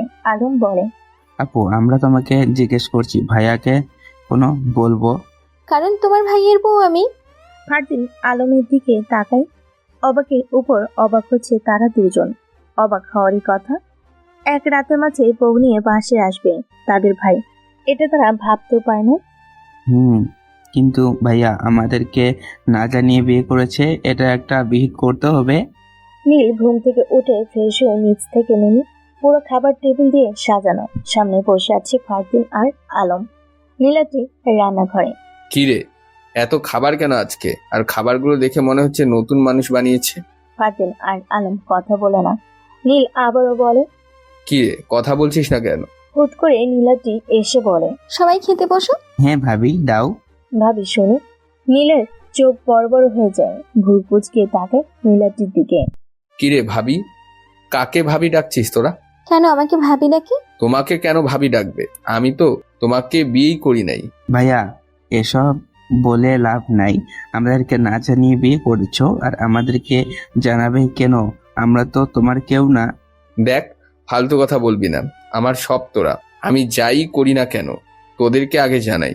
আর নীলাদ্রিকে আমি বিয়ে করি নাই। তাহলে ভাবি যে বলল তুমি নাকি কালকে রাতে বিয়ে করে নিয়ে আসছো? সে মিথ্যা বলছে। কি নীলাদ্রি, বলো। না, আমি মিথ্যা বলি নাই, আমি তোমার বউ। নীল নীলাদ্রির দিকে রাগি চোখে তাকায়। ফারদিন আলম হালকা কিছু খেয়ে উপরে চলে যায়। নীল নীলাদ্রির হাত ধরে টানতে টানতে নিয়ে যায় রুমে। নীলাদ্রি, কি হচ্ছে এসব? কোনো কিছুই তো হয়নি। আর তুমি চাইলে হতেও পারে। ফালতু কথা বলবে না একদম, বলে দিলাম। কেন নীল? আমাকে তোমার করে নিলে কি হবে? আমি যে তোমাকে ভালোবাসি। আমার তো এই দুনিয়ায় কেউ নেই। ছোট থেকে এতিমখানায় বড় হয়েছে। আপন বলতে এই পৃথিবীতে কেউ নেই। আমি তোমার সাথে থাকতে চাই সারাটা জীবন। প্লিজ আমাকে ফিরিয়ে দিও না। কিন্তু আমি তো অন্ধকার জগতের মানুষ। আমার সাথে তোমার এসব হবে না। এতে তোমার ক্ষতি হতে পারে। আমার কত শত্রু, আর আমি কখন মরে যাই তারও কোনো গ্যারান্টি নেই। আমি তোমার সাথে থাকতে চাই। চলো না, আমরা দূরে, অনেক দূরে চলে যাই, যেখানে থাকবে না কোনো শত্রু, থাকবে শুধু তোমার আমার পবিত্র ভালোবাসা। নীল রুম থেকে বের হয়ে যায়। বের হবার সময় দরজার পিছনে ফারদিন আলমকে দেখে। তারা এই কথাগুলো শুনে ফেলে। চুপ করে নিজে চেয়ে চলে যায় ফারদিন আলম। নীল বর্ষা থেকে বের হয়ে রাস্তায় চলে যায়। চারিদিকে মানুষের হয়েছে, নাই কোনো নীরবতা। নীলাদ্রি, আমিও যে তোমাকে ভালোবাসি, কিন্তু আমি যে তোমাকে মেনে নিতে পারবো না। আমার জীবনের সাথে তোমার জীবনটা চড়াতে চাই না। আমি মৃত্যুর দরজায় থাকি সবসময়। কখন কোন দিক দিয়ে পিস্তলের আগুন গরম গুলি এসে গায়ে লাগে, এই পথে যে একবার আসে সে সহজেই এই পথ থেকে সরে যেতে পারে না। নীল এসব ভাবতে ভাবতে চলে আসে ক্লাবে। মন খারাপ হলেই ক্লাব তার সব। মদ হাতে, কষ্ট দূরে। মদ হাতে নেই, সব কষ্ট সাথে। রাত 11টা বেজে 13 মিনিট। ফাঁকা রাস্তা, ল্যাম্পপোস্টের আলো চারদিকে ছড়িয়ে পড়েছে। মুখে সিগারেট, বিষাক্ত ধোঁয়া, হাতে মদের বোতল। শার্টের বুকের এক বোতাম খোলা, ঠোঁট বেয়ে মদের কেমিক্যাল লেপটে পড়ছে। ডাক হয়ে রাস্তা দিয়ে হাঁটতে ব্যস্ত নেই। চারদিকটা এতটাই নীরবতা যে মাঝের কুকুরটাও আজকে নাই কোনো কুকুরের ডাক। হুট করে সামনে হুইল চেয়ারে আশরাফুল এসে বলে, কুকুরের বাচ্চা, তোকে আজকে একেবারে শেষ করে দিব। আমার বাবাকে মেরেছিস, আমার জীবন থেকে বাবা নামক জিনিসটাকে কেড়ে নিয়েছিস। আজকে তোকে শেষ না করে বাসায় ফিরবো না। তুই মারবি আমাকে? তোর তো এক পা কবরে আর হুইল চেয়ারে বসে থেকে জীবন শেষ। তোর এই অবস্থা নিয়ে তুই আমাকে মারবি? এই কথা বলার সাথে সাথে নীলের পিছন থেকে মাথায় রড দিয়ে বাড়ি দেয়। নীল মাথায় হাত দিয়ে বসে পড়ে মাটিতে। গড়গড় করে রক্ত বের হচ্ছে মাথা থেকে। চোখ ঝাপসা হচ্ছে নীলের। নীল ঝাপসা চোখে পিছনে তাকিয়ে দেখে অবাক। তার দুনিয়া যেন অন্ধকার হয়ে আসছে। কাছে মানুষ এতটা বেইমানি করতে পারবে ভাবতে পারেনি নীল। বিপদে আপদে পাশে থেকেছে যার, আজ সেই কিনা বেইমানি করলো। বেশিরভাগ আপন মানুষটাই বেইমানি করে, যাকে জীবনের থেকে বেশি বিশ্বাস করি আমরা। দিন শেষে সেই বিশ্বাসঘাতকতা করে। পর মানুষ বেইমানি করে না, বেইমানি করলে আপন মানুষই করে। দেশটা এমন হয়েছে যে নিজের ভাইকেও বিশ্বাস করতে কষ্ট হয়।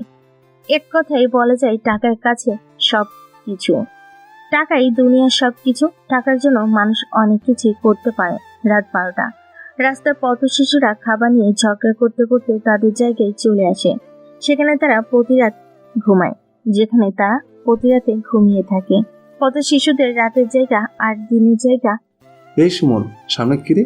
দেখ না, ওটা কি মানুষের মতো লাগতেছে? তুই যা, আমার ডর করে। জিন ভূত হবে মনে হয়। দূর, তুই খাবার নিয়ে তো ঠিক ওই কাজে লাগতে পারস।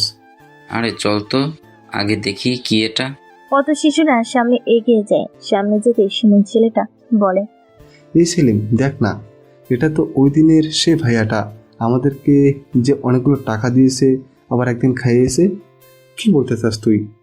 আরে বেটা। তার তিনজনে তুফানকে দেখে অবাক হয়, তার ভয় পায়। রক্তের জায়গা লাল হয়ে আছে, রক্ত দেখলে যেতেও ভয় পায়। ভাই তোরা তাড়াতাড়ি ধর, ভাইয়াকে নিয়ে যেতে হবে হাসপাতালে। হ্যাঁ ধর, এই সুমন না, ধর বেটা। স্যার, এই ভাইয়াকে দেখেন তাড়াতাড়ি। তার তিনজন তুফানকে নিয়ে চলে যায় হাসপাতালে। এত রাতে হাসপাতাল খোলা থাকবে কিনা সন্দেহ। বেশি দূর যেতে হয় না, একটু দূরে একটা বড় হসপিটাল আছে, সেখানে নিয়ে যায় তারা। কিন্তু এত রাতে কিভাবে দেখবো? হাসপাতালের কাজ শেষ তো। স্যার আপনার পায়ে ধরি, ভাইয়াকে দেখেন। আমরা রাস্তায় থাকি, কিন্তু এই ভাইয়া আমাদেরকে অনেক আদর করে, আমাদেরকে রাস্তায় ফেলে হোটেলে নিয়ে খাওয়ায়। আপনার পায়ে ধরি, দেখেন। কিন্তু কিভাবে এমন হলো? আমরা জানি না, আমরা রাস্তায় ঘুমাইতে যাই, পরে দেখি একটু দূরেই এই ভাইয়া রক্তাক্ত শরীরে পড়ে আছে, পরে আমরা নিয়ে আসছি। ওকে, তোমরা এখানে দাঁড়াও। এদিকে আসো তো, এই পেশেন্টকে ভিতরে নিয়ে যাও। জি। কত শিশুরা বাইরে বসে আছে, প্রায় 3 ঘন্টা চলে যায়। 3 ঘন্টা পরে ডক্টর বের হয়। ভিতর থেকে ডক্টর বের হয়ে দেখে তার তিনজন জেগে বসে আছে। ডক্টর ভাবে, একটা মানুষের জন্য এতটা মায়া থাকতে পারে? তাদেরকে না দেখলে বুঝতাম না। স্যার, ভাইয়া কেমন আছে এখন? অনেক ভালো আছে। তোমরা কি ওই পাশে কেবিনে শুয়ে পড়ো। তারা চলে যায় কেবিনে। ডক্টর তুফানের পকেট থেকে ফোন বের করে প্রথম নাম্বারে ডায়াল দেয়। নীল, তুমি কোথায়? বাসায় আসলে না কেন? কিছু হয় নাই তো তোমার?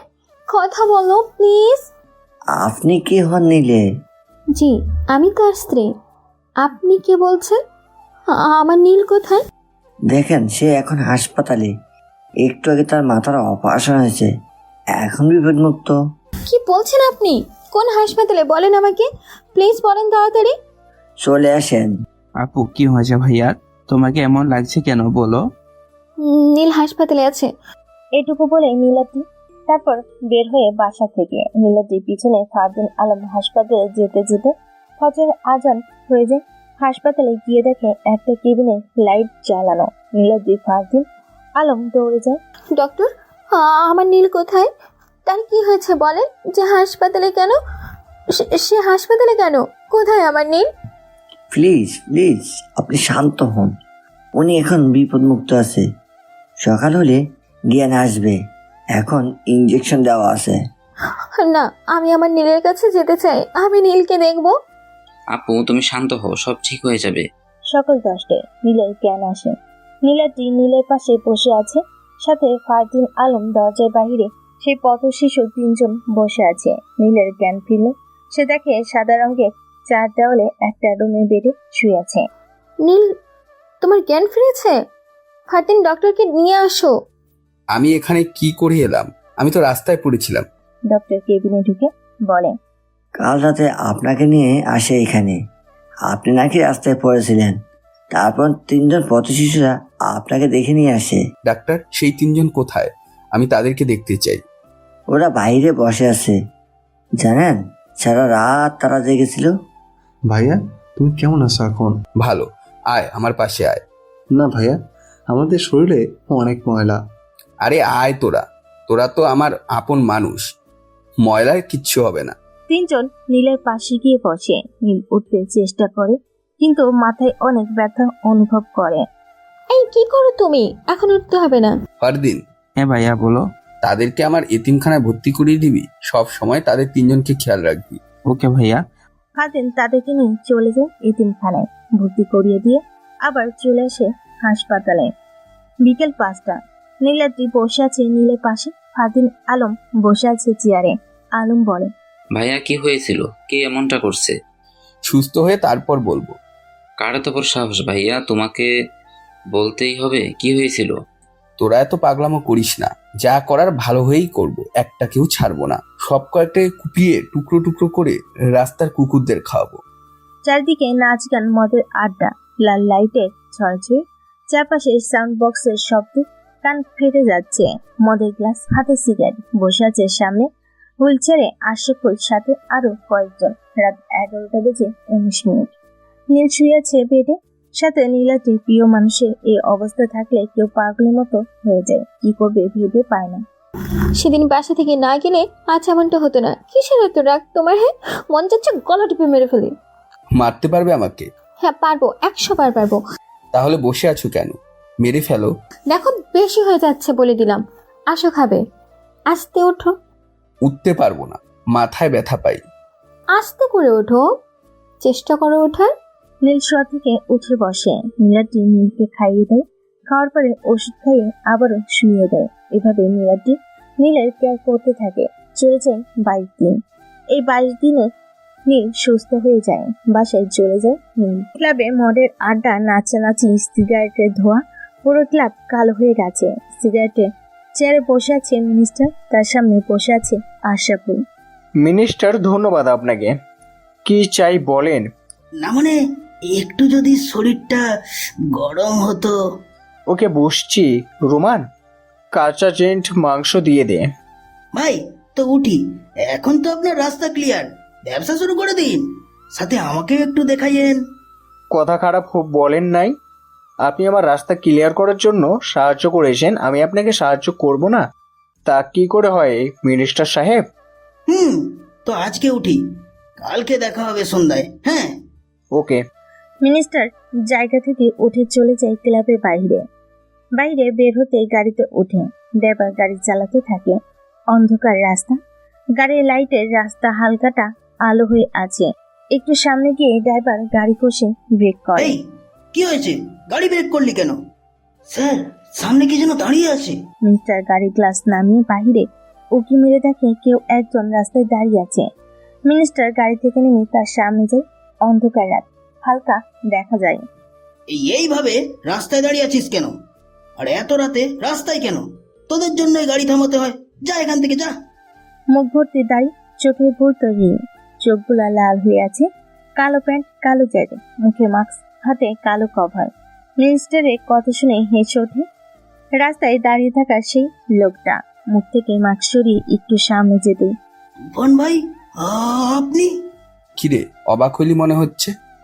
আপনি বেঁচে আছেন? কিন্তু কি করে? সেদিন তো। চুপ কর, আর শুনতে চাই না। তোকে নিজের আপন মানুষ ভেবেছিলাম আমি, তোর সব কাজ সহ্য করেছিলাম আমি, তোকে মিনিস্টার বানিয়েছি আমি, তোকে টাকার মালিক বানিয়েছি আমি, আর তুই কিনা আমার সাথে বেইমানি করলি। তুই চাইলে কোটি টাকা তোকে দিতাম। তুই বলেছিস তোর টেন্ডার অন্য কেউ হাত দিতে চেয়েছে, কিন্তু আমি হাত দেইনি। আর তুই সামান্য কিছু টাকার জন্য আমাকে মারার জন্য বিক্রি হয়ে গেলি আমার শত্রুর কাছে। ভাই ভাই ভাই ভাই আমার ভুল হয়ে গেছে ভাই, আমি বুঝতে পারি নাই, আমাকে এবারের মতো মাফ করে দিন। আপনি যা বলবেন আমি তাই করবো, প্লিজ প্লিজ ভাই আমাকে মাফ করে দিন। তুই জানিস আমার সাথে যে গলা উঁচু করে কথা বলে তাকে আমি বাঁচিয়ে রাখি না? আর তুই তো আমাকে মারার চেষ্টাও করেছিস, তোকে বাঁচিয়ে রাখি কি করে বল? ভাই প্লিজ মাফ করে দিন। আশরাফুল কোথায় বল? আমি জানি না ভাই, আমাকে ছেড়ে দিন ভাই। আবারও মিথ্যা বললি, মৃত্যুর মুখে থেকেও মিথ্যা। আশরাফুল কোথায় সেটা বলতে বলছি। আমি জানি না। উপরে ভালো থাকিস, গুড বাই। এই বলে তুফান মিনিস্টারের মুখে গুলি ভরে দেয়। মিনিস্টার বসার মাঝে মাটিতে পড়ে যায়। গাড়ির ড্রাইভার গাড়ি ফেলে দৌড়ে পারে। তুফান হেসে দেয়। সকালবেলা আশরাফুল ঘুমিয়ে আছে। মাথায় চিন্তা না থাকায় মানুষের ঘুম ভালো হয়। আর সেই চিন্তায় ঘুমে যদি কেউ মরার জন্য সাবধান হতে বলে তাহলে ঘুমটা ভয়ে পরিণত হয়। আশরাফুল ঘুমিয়ে আছে, হঠাৎ তার ফোনটা বেজে ওঠে। ঘুমো ঘুমো চোখে কল রিসিভ করতেই ওপাশ থেকে বলে, তুফানকে মারতে পারলি না, এবার নিজের মরার জন্য রেডি থাকিস। এই কথা শুনে আশরাফুল ঘুম থেকে লাফ দিয়ে উঠে বসে। ভালো করে এক হাতে চোখ কুচলিয়ে বলে, তুফান বেঁচে আসে মানে কি? তাকে তো শেষ করে দিয়েছি, আর তুফান বেঁচে আসে আপনি জানলেন কি করে? আমার শিকারকে অন্য কেউ শিকার করবে তা কিভাবে হয়? আর তুফানের তো কই মাছের জান, বেঁচে গেল। আমার হাতে বলে হয়তো বেঁচে থাকতো না।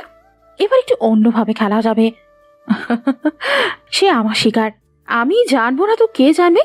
মিনিস্টার শেষ, তাকে মেরে ফেলছে তুফান। এখন তোর পালা। কি মিনিস্টার কে মেরে ফেলেছে? আপনার সাথে আমার দেখা করার দরকার, আমি দেখা করতে চাই আপনার সাথে। আজ রাত 12টায় মিরপুর পার্টি হাউসে দেখা হবে। ঠিক আছে।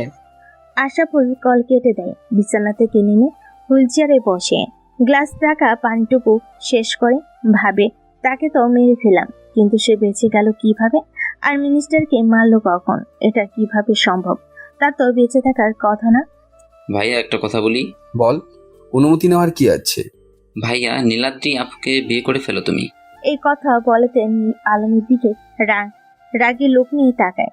ফারদিন বলে, ভাইয়া, আলম ঠিকই বলেছে, নীলাদ্রি আপুকে বিয়ে করো। দেখ, এসব কথা বলিস না। তোরা সব জেনেও কেন এসব কথা বলছিস? ভাইয়া, নীলাদ্রি আপু তোমাকে অনেক ভালোবাসে। তুমি যখন হাসপাতালে ছিলে তখন ডক্টরকে আপু তোমার বউ বলে পরিচয় দিয়েছে। কি বলছিস তুই? হ্যাঁ ভাইয়া, ঠিক বলেছি। এসব নিয়ে পরে ভাবা যাবে। আমি একটু বাইরে গেলাম। নীলাদ্রি দরজার আল থেকে সব শুনে ফেলে। মুচকি হেসে বিছানায় পরে কলবালিশে মুখ গুজে দেয়। নীল বাইরে গিয়ে টং দোকান থেকে একটা সিগারেট জ্বালায়। সিগারেট টেনে যাচ্ছে। দোকান থেকে চলে যায় কলেজের পাশে পুকুর পাড়ে পাশে রাখা ছোট্ট বেঞ্চ। সেই বেঞ্চে গিয়ে বসে। সিগারেট শেষ হয়ে যায়। সিগারেট ফেলে দিবে এমন সময় তার ফোনটা বেজে ওঠে। নীল নাম্বার দেখে মুচকি এসে রিসিভ করতেই বলে, ওয়েলকাম তুফান। আমারও একই কথা। এতদিন কই ছিলে? নাকি ভয় পাইলি? বলেছিলি দেখা হবে, পরে তো আর সামনেই আসলি না।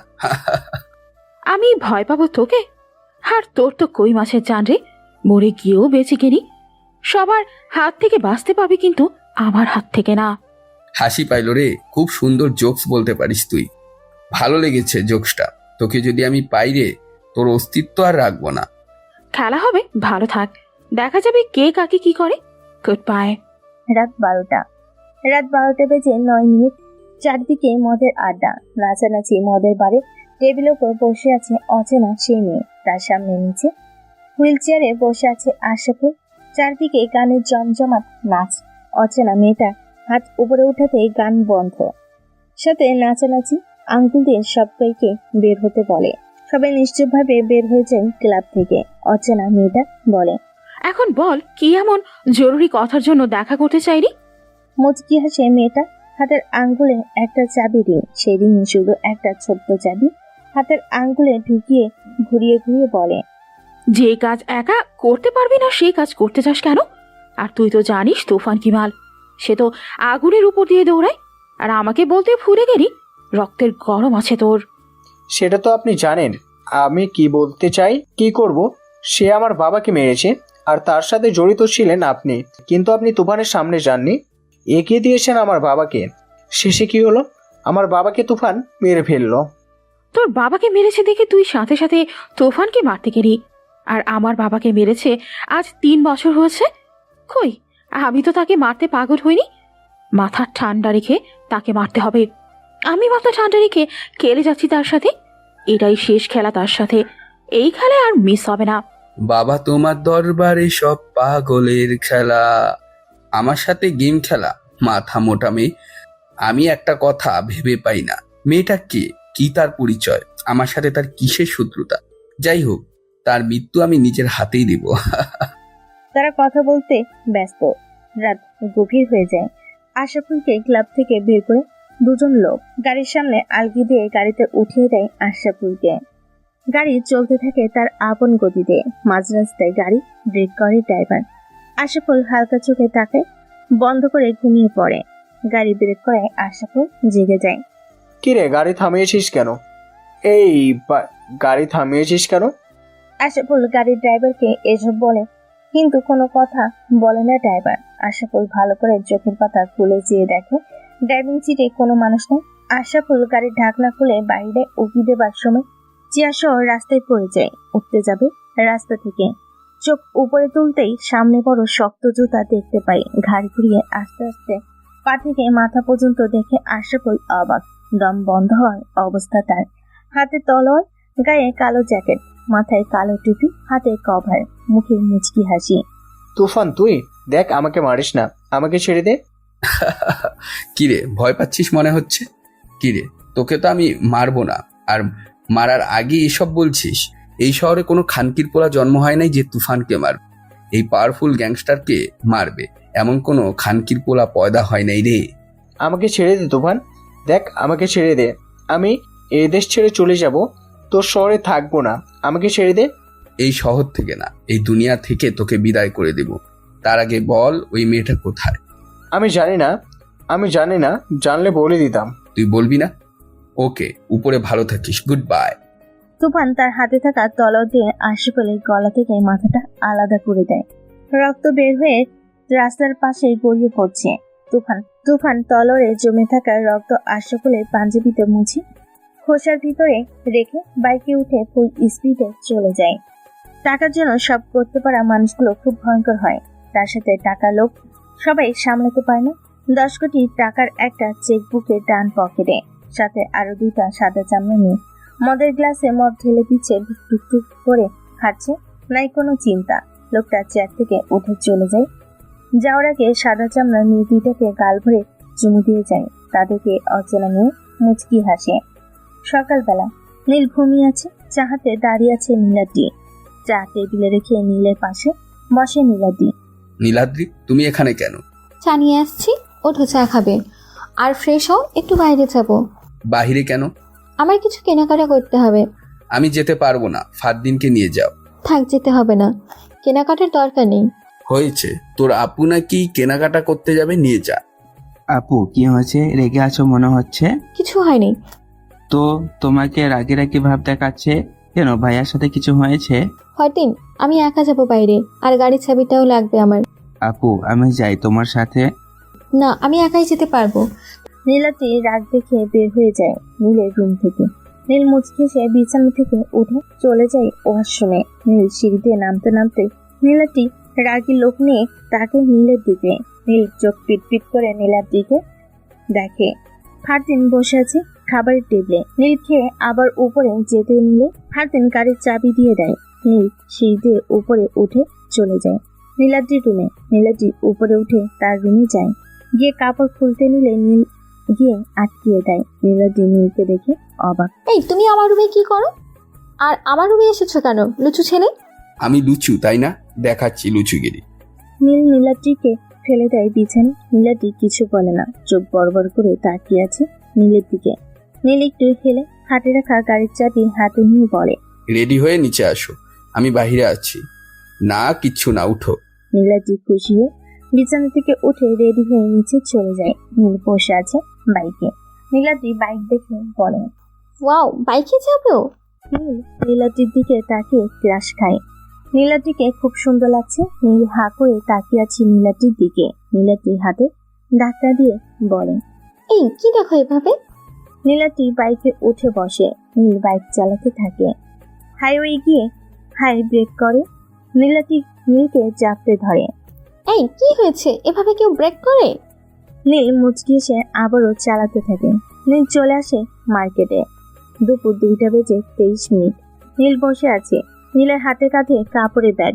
এই দোকান থেকে ওই দোকান, এত কিছু কেনা হয়েছে, তাও নীলাদ্রি কিনে যাচ্ছে। নীল বলে, হয়েছে তো, আর কত? চুপ করে আমার সাথে আসো। কেনাকাটা শেষ করে সন্ধ্যায় বাসে ফিরে নীল আর নীলাদ্রি। ফারদিন আলম বসে আছে সোফায়। ভাইয়া এত লেট হয়েছে কেন? আর এত কাপড়? ওকে জিজ্ঞেস কর, আমাকে শেষ করে দিছে এই শয়তান মেয়ে। কি আমি শয়তান? আজকে তোমার খবর আছে। নীল কাপড়ের ব্যাগ নিচে ফেলে এক দৌড়ে রুমে। হুট করে আলমের ফোন বেজে ওঠে। আলম বসা থেকে উঠে চলে যায় রুমে। নীল ফ্রেশ হয়ে বাইরে বের হয়ে আলমের রুমের সামনে দিয়ে যাচ্ছিল। দরজার সামনে আসতেই শুনতে পায়, ম্যাডাম, আপনার কোনো চিন্তা করতে হবে না, সুযোগ পেলেই শেষ করে দেব। আমার সাথে দেখা কর। কোথায় আসবো বলেন? এই ক্লাবে চলে আয়, সকাল 9টায় আসিস। Okay madam. নীল মুচকি সে দরজার সামনে থেকে চলে যায়। ভাবতে থাকে, নিজের ঘরে বেঈমান মানুষ। আপন মানুষগুলো তো খুব ভয়ানক হয়। উপকারের দাম দেয় না, তাদের চাই টাকা। টাকার জন্য তারা সব করতে পারে। দুধ কলা দিয়ে কাল সব বড় করেছি আমি। ভালোই হলো, সব রহস্যের সমাপ্তি ঘটাতে পারবো। নীল বসে আছে তার রুমে। সময় তখন রাত 11টা। ছোট্ট একটা ছবি হাতে, চোখে পানি টলমল করছে। জোরে চিৎকার করে কাঁদতে ইচ্ছে করছে তার। মা, তুমি এখন থাকলে দেখতে পারতা এই দুনিয়া কত রকমের বেঈমান মানুষ থাকে। মা, তুমি ছাড়া সবাই বেঈমান, সবাই টাকার পাগল, আর তুমি সন্তানের পাগল। এই শহরে বেঈমান মানুষ অনেক বেশি। আমরা যাকে ভালো মনে করি, দিন শেষে সেই হয় সবচেয়ে বড় খারাপ। দুনিয়ার ভালো মানুষ নাই। নীল কান্না করছে আর তার মায়ের ছবির সাথে কথা বলছে। নীলাদ্রি দরজার পাশে দাঁড়িয়ে নীলের কথা শুনে। নীলাদ্রি নীলকে পিছন থেকে কাঁধে হাত রাখে। নীল পিছনে চেয়ে দেখে নীলাদ্রি বাম হাতে পিঠ দিয়ে চোখের পানি মুছে বলে, তুমি এত রাতে আমার রুমে কি করো? আর এত রাতে জেগে আছো কেন? কি হয়েছে তোমার? কাঁদছো কেন? কিচ্ছু না, যাও গিয়ে ঘুমিয়ে পড়ো। প্লিজ বলো কি হয়েছে তোমার? আমি আজ শুনতে চাই, বলো প্লিজ। তোমার কষ্ট আমার সহ্য হয় না। আমার অতীত শুনে কি করবে তুমি? আমার অতীত শুনবে? তাহলে শুনো। ছোট ছিলাম অনেক সহজ সরল একটা ছেলে। মানুষ কলেজে যেত বড় ব্যাগ নিয়ে, আর আমি যেতাম ছোট স্কুল ব্যাগ নিয়ে। সবাই আমাকে নিয়ে হাসাহাসি করতো, কিন্তু আমি কাউকে কিছু বলতাম না। কলেজের স্যার ম্যাডাম আমাকে অনেক আদর করত। আমি অনেক ভালো ছাত্র ছিলাম। আমরা অনেক গরিব, তাই আমাদেরকে কেউ দেখতে পারতো না। আমার বাবা 2টা বিয়ে করে। একদিন আমার মা অনেক অসুস্থ হয়ে পড়ে। আমার বাবা টাকা পয়সা দিত না, বেশিরভাগ সময় ওনার বউয়ের সাথেই থাকতো। আমার মা অসুস্থতার সময় বাবাকে জানিয়েছে, কিন্তু সে আসতে চায়নি। হঠাৎ একদিন আমি পড়ার টেবিলে বসে পড়ছিলাম, পরে শুনতে পাই বাবার গলা।